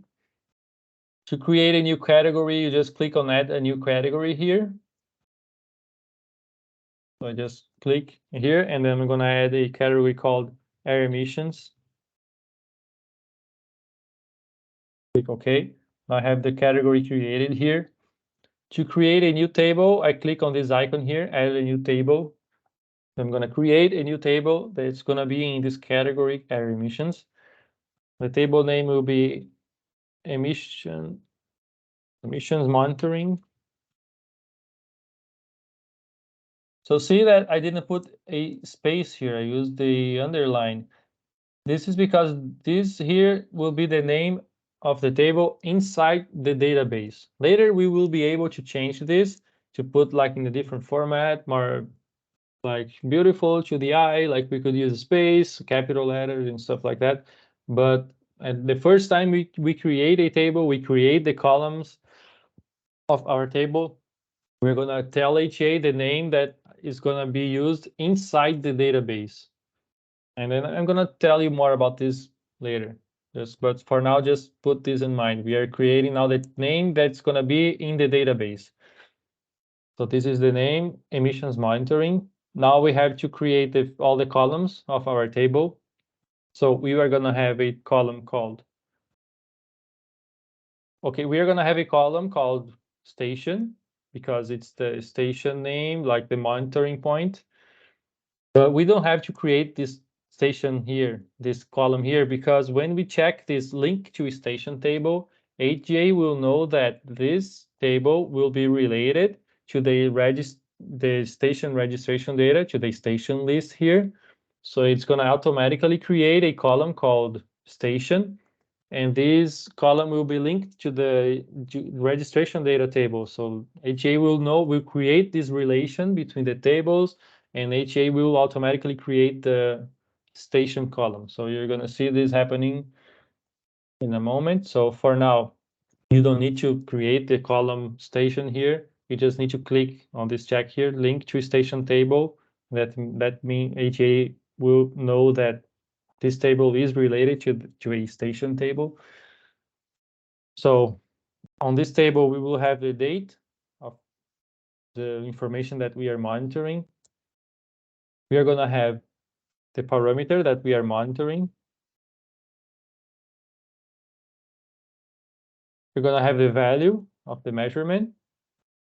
And we also want to register the unit of measurement.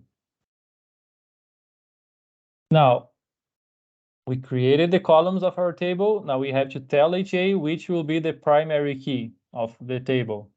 And the primary key will be date and parameter. Because we cannot have for the same date, for the same point, for the same parameter, two different values. We cannot have that. Okay, so that's why we tell HA that the primary keys of this table is date and parameter HA. So HA will know that will not be able to have two different values for the same parameter for the same date. Now, after we define the primary key, we can define here what type of data will be in each column. As a standard, HA creates all the columns as a string type. What's a string type? It's a text type of column. So as a pattern, as a standard, HA always puts string here, because when you use string, you can put anything here. You can put text, number, anything. It's an opened column. But this is not really good for a database to leave like this, because sometimes, like value, it's a number. It's always going to be a number. If you put string here, you will allow the users to put anything on the column value. So if someone imports a value as a text, the database will allow you to do that if you leave it like this, like a string, because the database will think, well, okay, anything is possible in this column, so I'm going to allow anything for the user. So that's why it's always important to define what type of data will be in each column. So for example, date, it's not a text, it's a date. So you can select here. Let me just expand a little bit here. So I'm going to select date here, because it's going to be a date type of column. So now the database knows that in this column, it will always be a date. And the database will not allow me to put a random number or any text at all. Parameter. Parameter is a text. Yes. So it's fine to leave like this, like a string. But the number here, 255, means the number of characters of this column. Parameter will not have 255 characters. This is too big. We can limit this. So we can use this custom length here for string. So let's put here, I'm going to put here 25, because I know that I will not have any parameter that's going to be longer than 25 characters. Value, this is a number. It will always be a number, never a text. So I'm going to select the types that are numbers. I have two options here, integer and double. Numbers that have decimals, we select double. Now, if this column will have numbers that are not decimals, that are only 1, 2, 3, 4, 5, only integer numbers, I select integer. But in this case, I'm going to select double, because I might have a parameter that is measured in decimal places. And units say text, milligram per cubic meter, milligram per liter. So this is a text because it has letters, but it's not 255 characters. So I'm going to select custom length, and I'm going to put 15 or 10 as a maximum. And okay. So now I have all the information for this table. I click OK, and the table is now created here under the category air emissions. And if I expand here, I'm going to see all the columns of my table. And remember that we checked a little checkbox there saying that this would be a table linked to the station table. So automatically, HA created a station column here. So this column here, station, will be related to the station registration table with the station name here. And on this table here, air emissions, I want the station to be the first column, because this is the order of the columns of our table, and I want station to be the first. So I can do this by using these blue arrows here. I'm going to put station as the first one, and I want the station column to be visible. So I selected station. And the station is also a primary key. So I have to tell HA station is a primary key. So you select the table, because right now it's not selected as a primary key. And how do I know that? It doesn't have this key here. So for now, only date and parameters are primary keys for this table. And I want station to be a primary key as well. So I just click on this key here once I selected the table. And I'm going to select station as a primary key as well. So now station is also a primary key. And you see that the names are all beautiful here on the, they have like capital letters, space, and the table I just created doesn't have capital letters, doesn't have space, and I can change this here under the display name. So on display name, I can put anything here, space, capital letters. I could use abbreviation, like I could use anything here. And the database name is the name that we gave to the table that's going to be in the database. And the display name is the name that's going to show to the user. It's the name that's going to be here on the tables that we select, on the modules that we see on HA. So now I changed the name of the display name, and I can do the same for the columns here. See, they all have only small letters. I'm going to use capital letters because I think it's more beautiful. I can do this. It's okay. And I could put like anything else here, value of measurement, for example, if I wanted to. Unit. And that's it. And remember when we were talking about the step-by-step, so now we just did the step 2, which was the table structure. We just created the table. The step 3 was to create the standards. And so let's say that we have some standards for parameters. We don't want to leave it like free, like the users could write the parameters as they wanted. Let's say that I want to have a standard for the parameters that I will measure for my air emissions monitoring.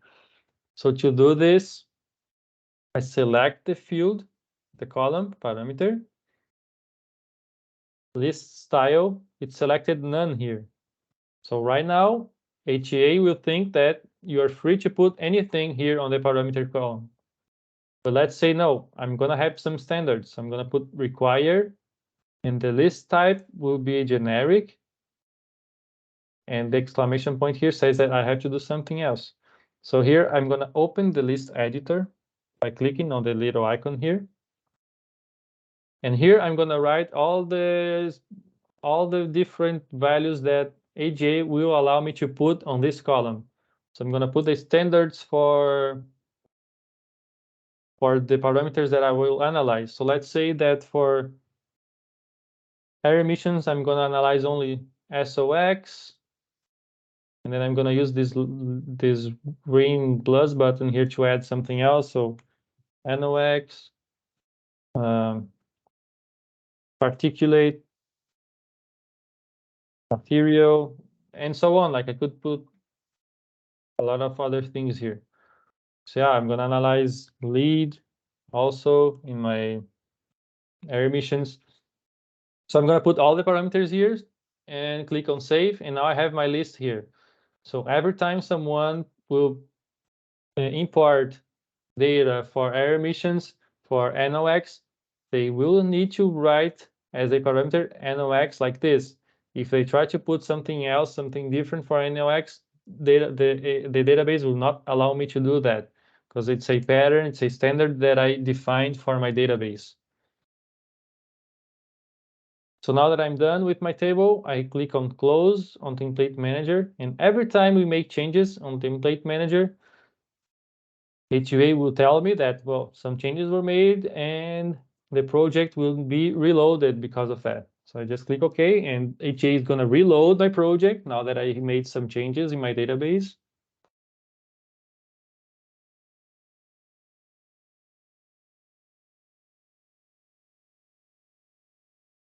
And now if I go to station data, I will see the air emissions category here, and I'll see the table here.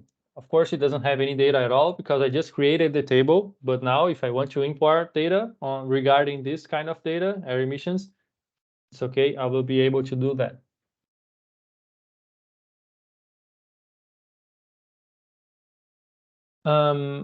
And let's say that let's say that we forgot to create a field here. I want a field here called comments, because sometimes I want to put some comments on my measurement. Let's say, oh, the air condition was good on this day. It was raining. It wasn't raining, or something like that. So we can edit our table. We just open again our template manager, go to that table. We select the table, and then we click on this button here, add a new field. And this field will be called comment. and it's gonna be text, and I want to leave it like a 200 characters because I might write something very big here. And I click OK, and now I have the field here created. I put here, and then close. Now it's gonna reload the project again, and now I'm gonna have that field that I forgot to create before. And the same, let's say, no, I don't want this field anymore. So I just go there, or I delete, or I make it invisible if I want. And there are there are different ways to import data in the database. Okay, you can insert data manually using HA. You can import data that come from an Excel file. You can import data from EDD files.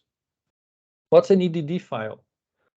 EDD file, it's a very nice, very easy way to import data, and it's the best way to import data in HA, the EDD. And this is used a lot by contractors.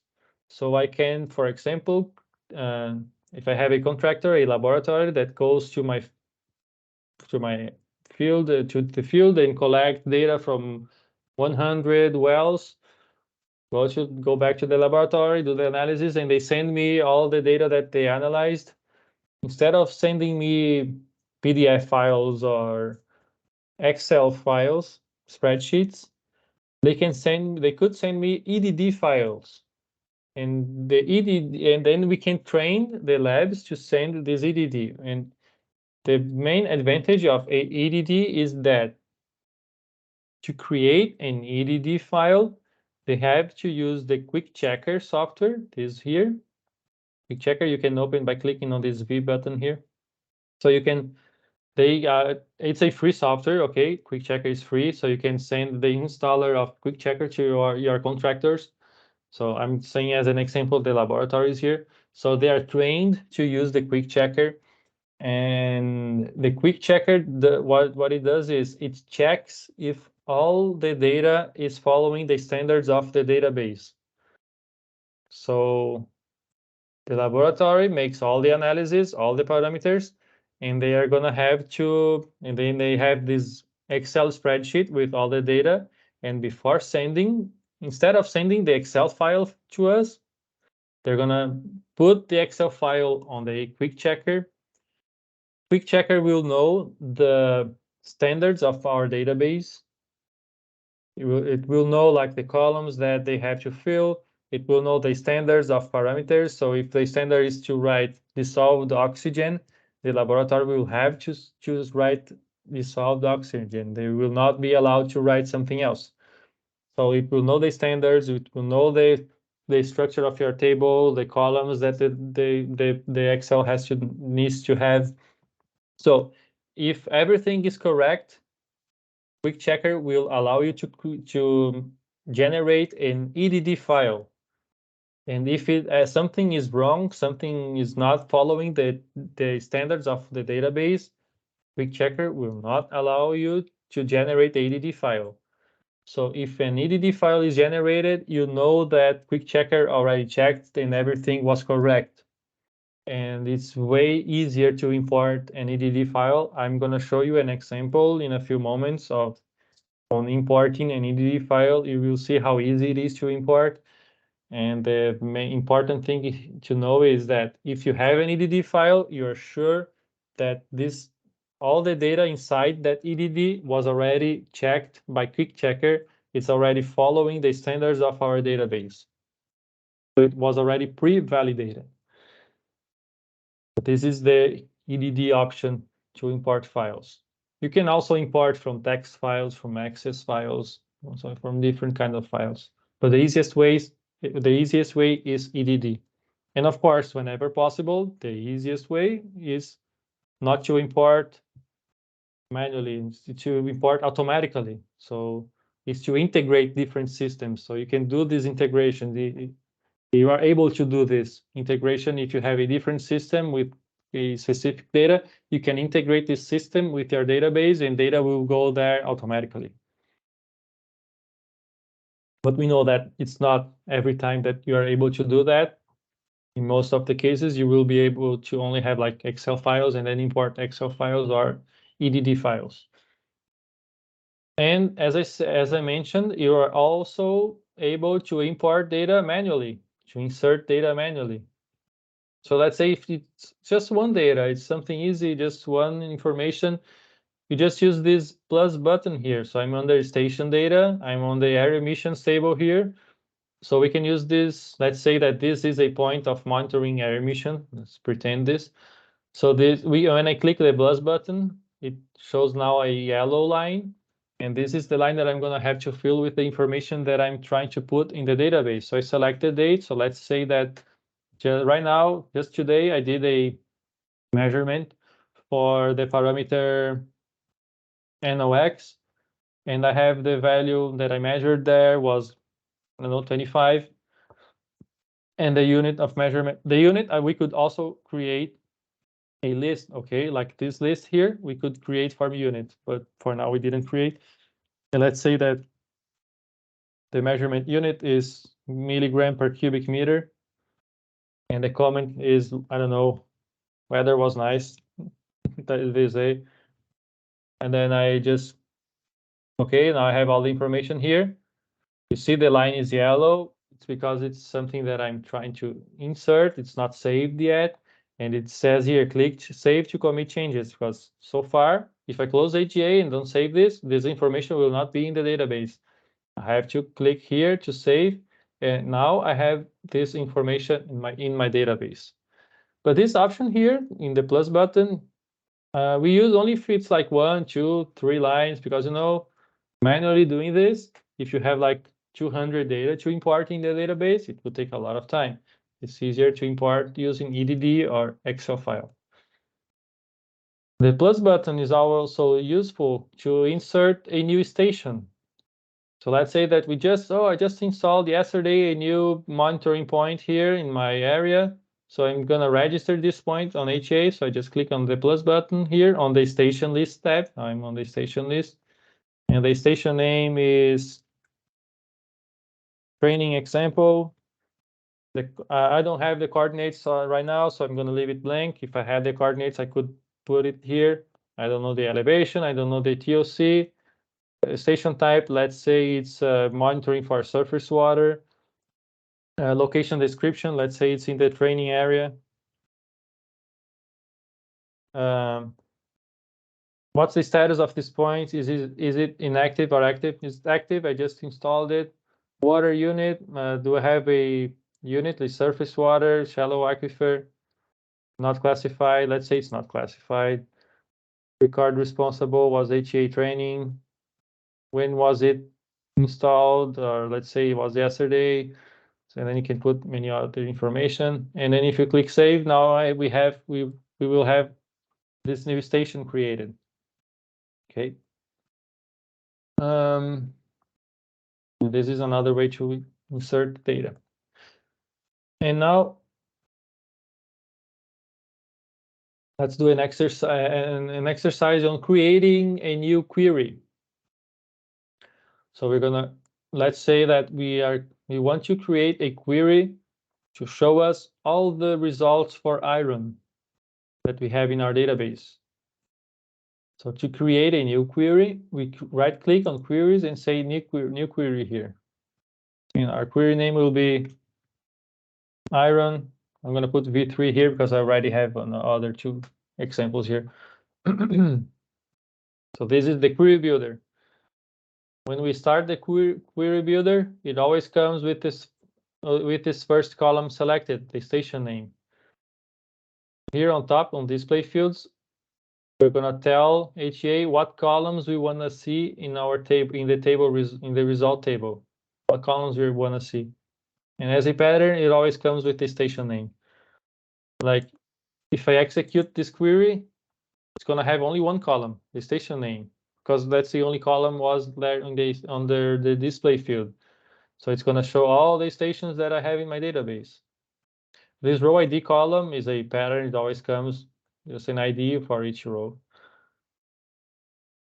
So I go back to the query builder here. So now I have to tell HA what columns I want to see in my table. So station name is selected here. And the objective of this query is to have all the results for iron for the water quality monitoring. So I'm going to go to the quality monitoring category here. To the parameter sample, I'm going to select the sample ID because I want to see the sample ID of the data that I will be seeing. I want to see the sample date to see what date was collected, that data. Then now I'm going to go to the parameter results because I want to select the chemical name.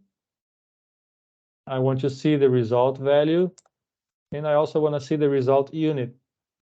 So now I have all these columns here in my query. If I save it like this and execute it, I'm going to have as a result this table here with 17,000 results. And I'm seeing all the samples, all the chemicals, the parameters that I have in my database.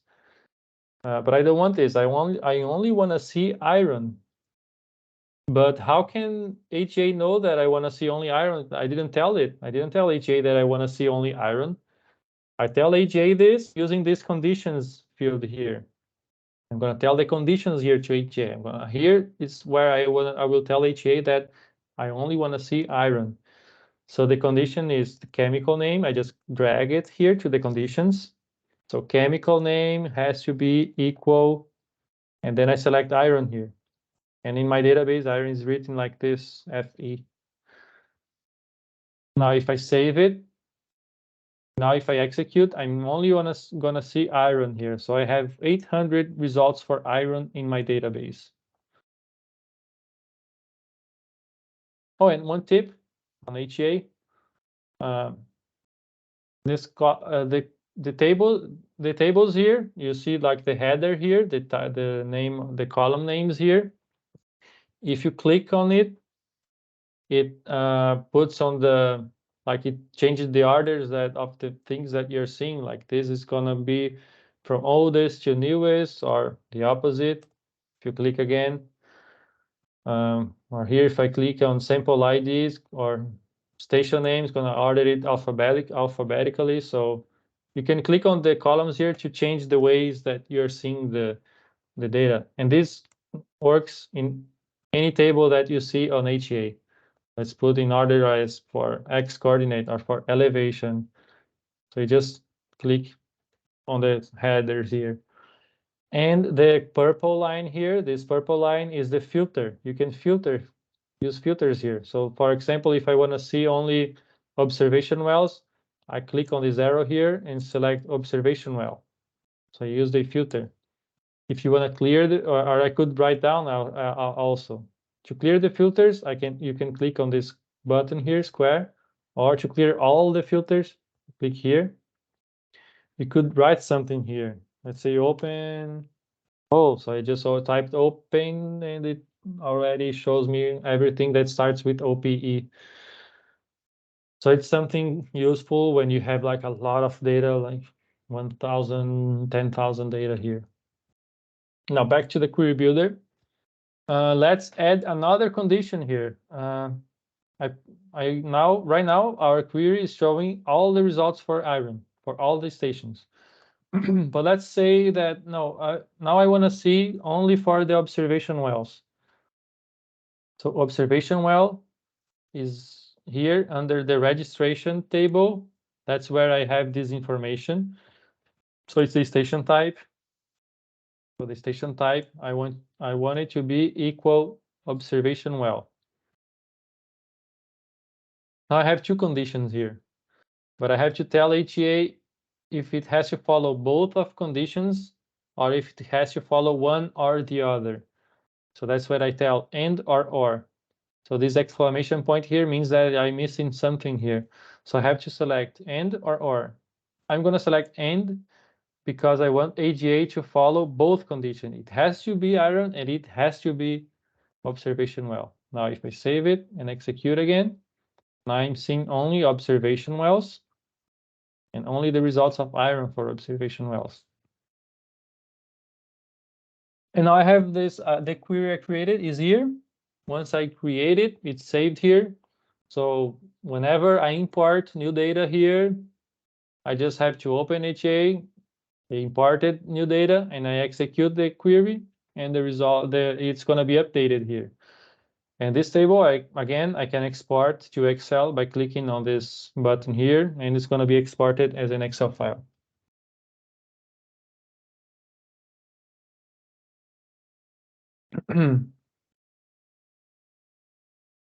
And now I'm going to show you an example on importing new data. And we're going to see what happens in our Power BI file. So here's the Power BI that I sent you, the link. And if you see here, we only have data until 2020. We don't have any, like, that's the oldest data we have, is from 2020. So let's pretend that the laboratory just sent us an EDD file with a lot of data that they monitored. So we have new data to import in our database.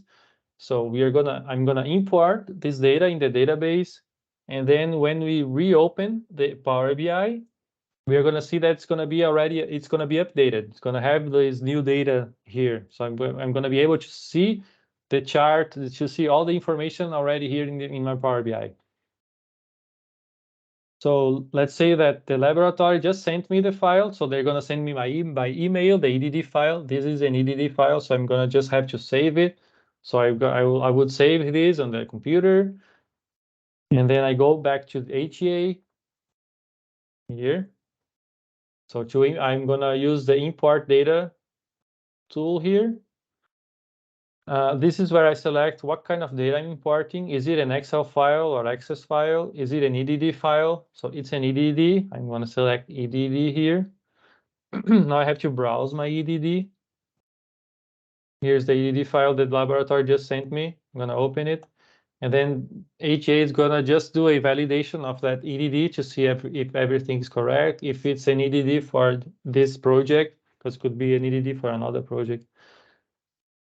So okay, it just checked everything is okay, and I'm importing 250 new samples and 3,000 new results. So okay, I just confirm by clicking on import and close, and now I have all this new data inserted in my database. For example, if I execute again the iron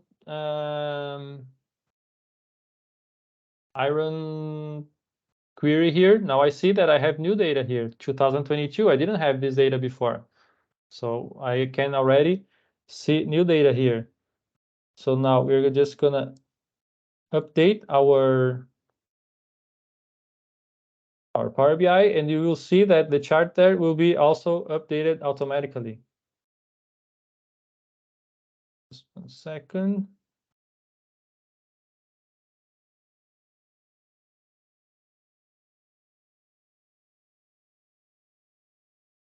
So all you have to do is to refresh. If you have it opened already, just refresh it by hitting F5 or just reopening the link here. It's the same link, everything is the same.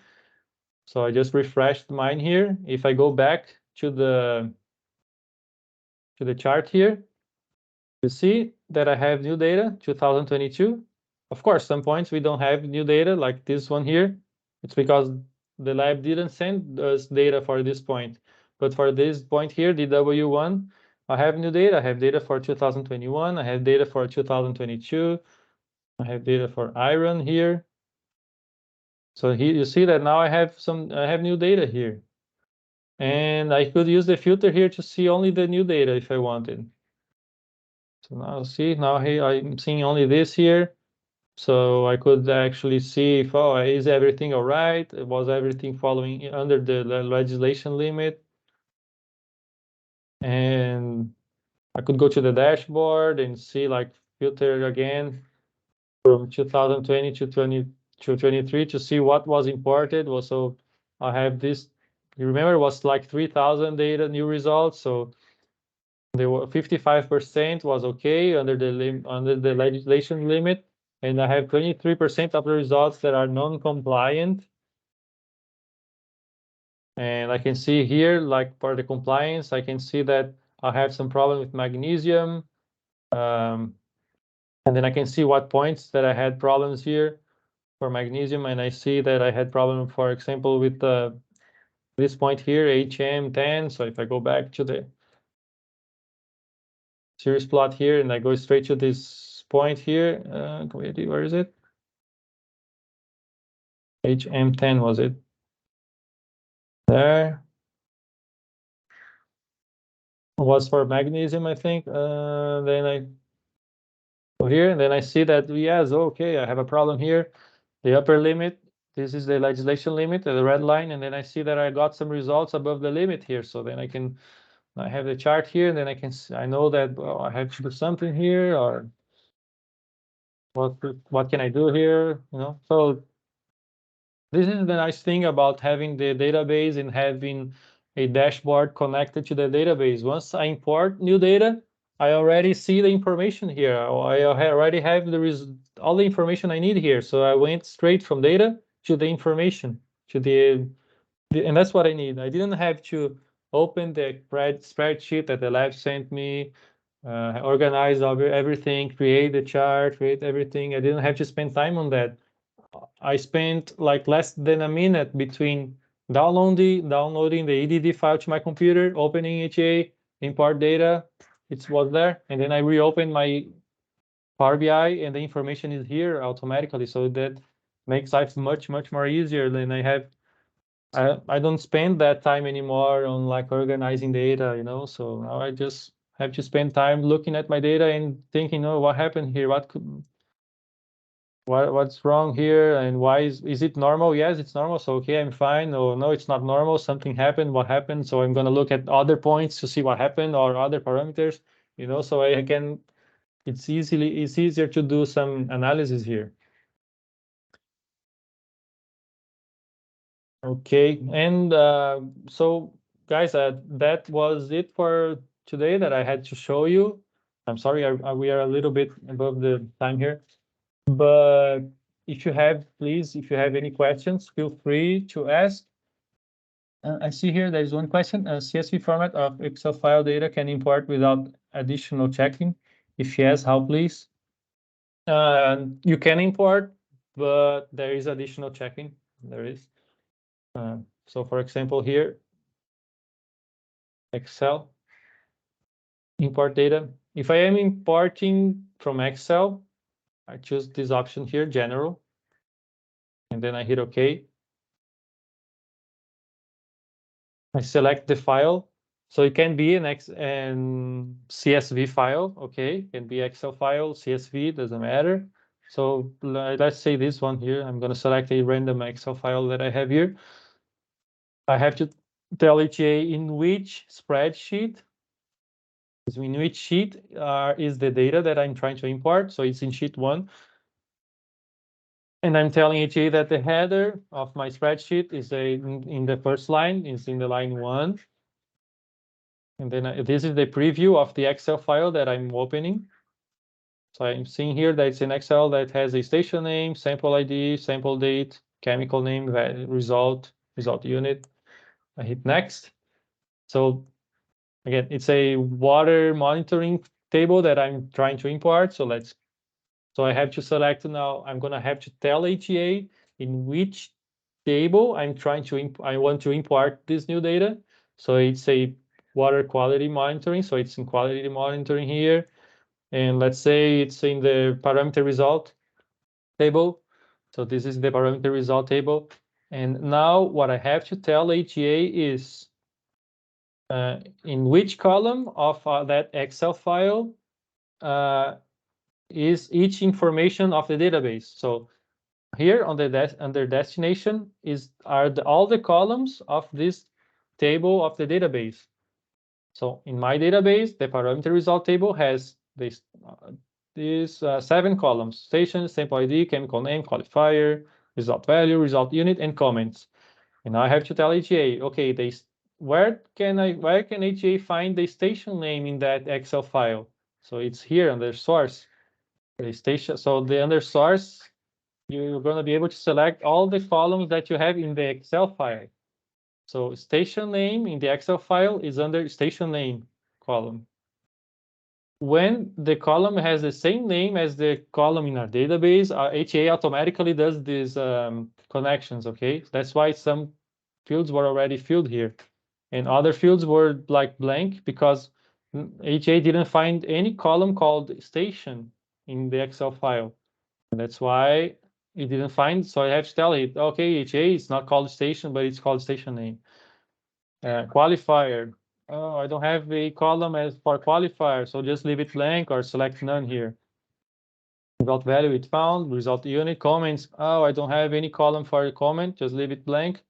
And then you just click next, and then it does a validation of the data you are trying to import, okay? Because IJ always does a validation to see if there is any mistake, if everything is good, if everything is correct. So it's telling me there is one problem. All required destination fields must be mapped. So some fields I didn't map.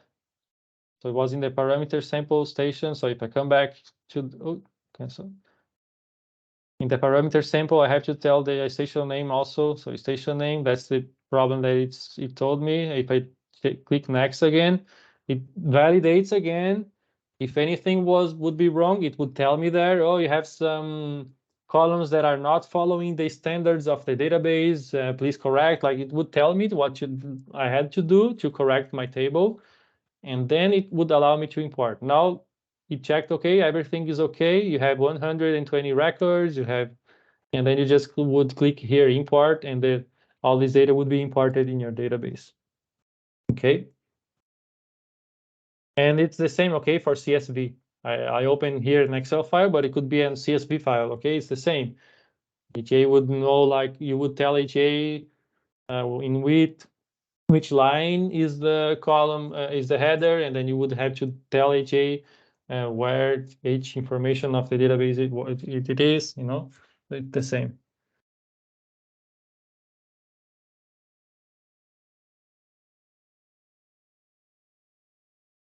Okay. I don't know if you have any more questions. If you have, please feel free to ask here.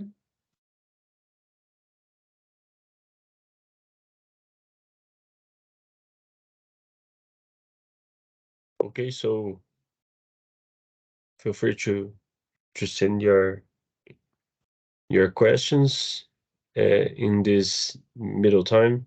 First, we hope it was quite interesting for all of you. As Christian commented, we will email you later with a link to review this short course and presentation. In addition, you will have access to a temporary license of Hydro GeoAnalyst.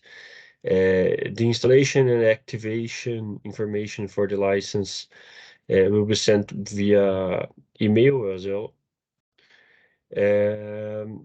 Water Services and Technologies has a YouTube channel with a series of contents, many in English, but you can try using the subtitles to enjoy the contents in Portuguese. And during this year, other contents will be inserted in our channel, including in English.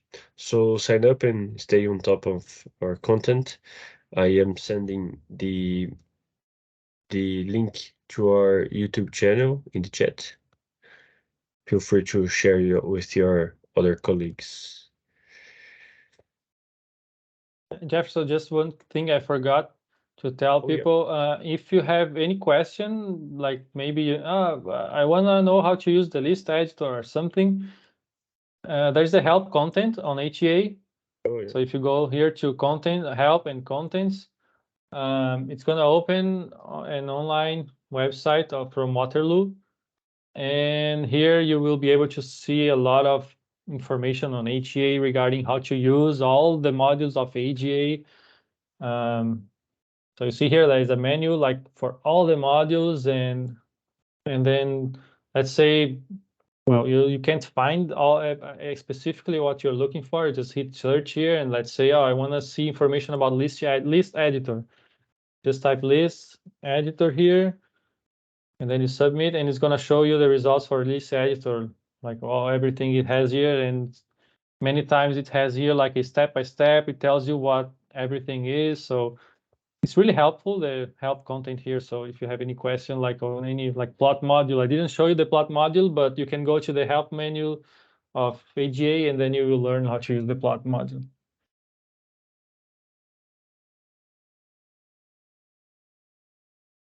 Perfect. Any questions?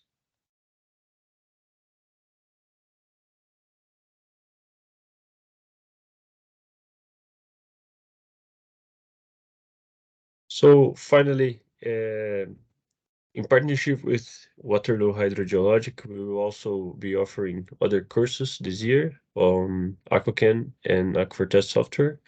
So stay tuned on our social media and websites. The Aquafortest course, actually, which involves planning and interpreting pumping tests, is now available for enrollment. The course will take place on March 9 and 10. I am sending the link. You can click in the link in the chat for more information about this course and registration. And feel free to be in contact with us for any questions.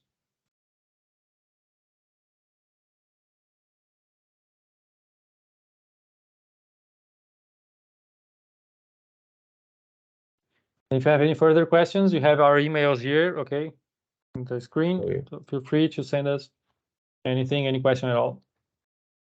We'll be happy to answer you.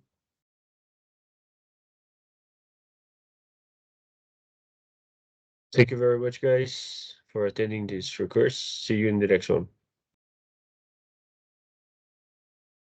Okay, thank you, guys.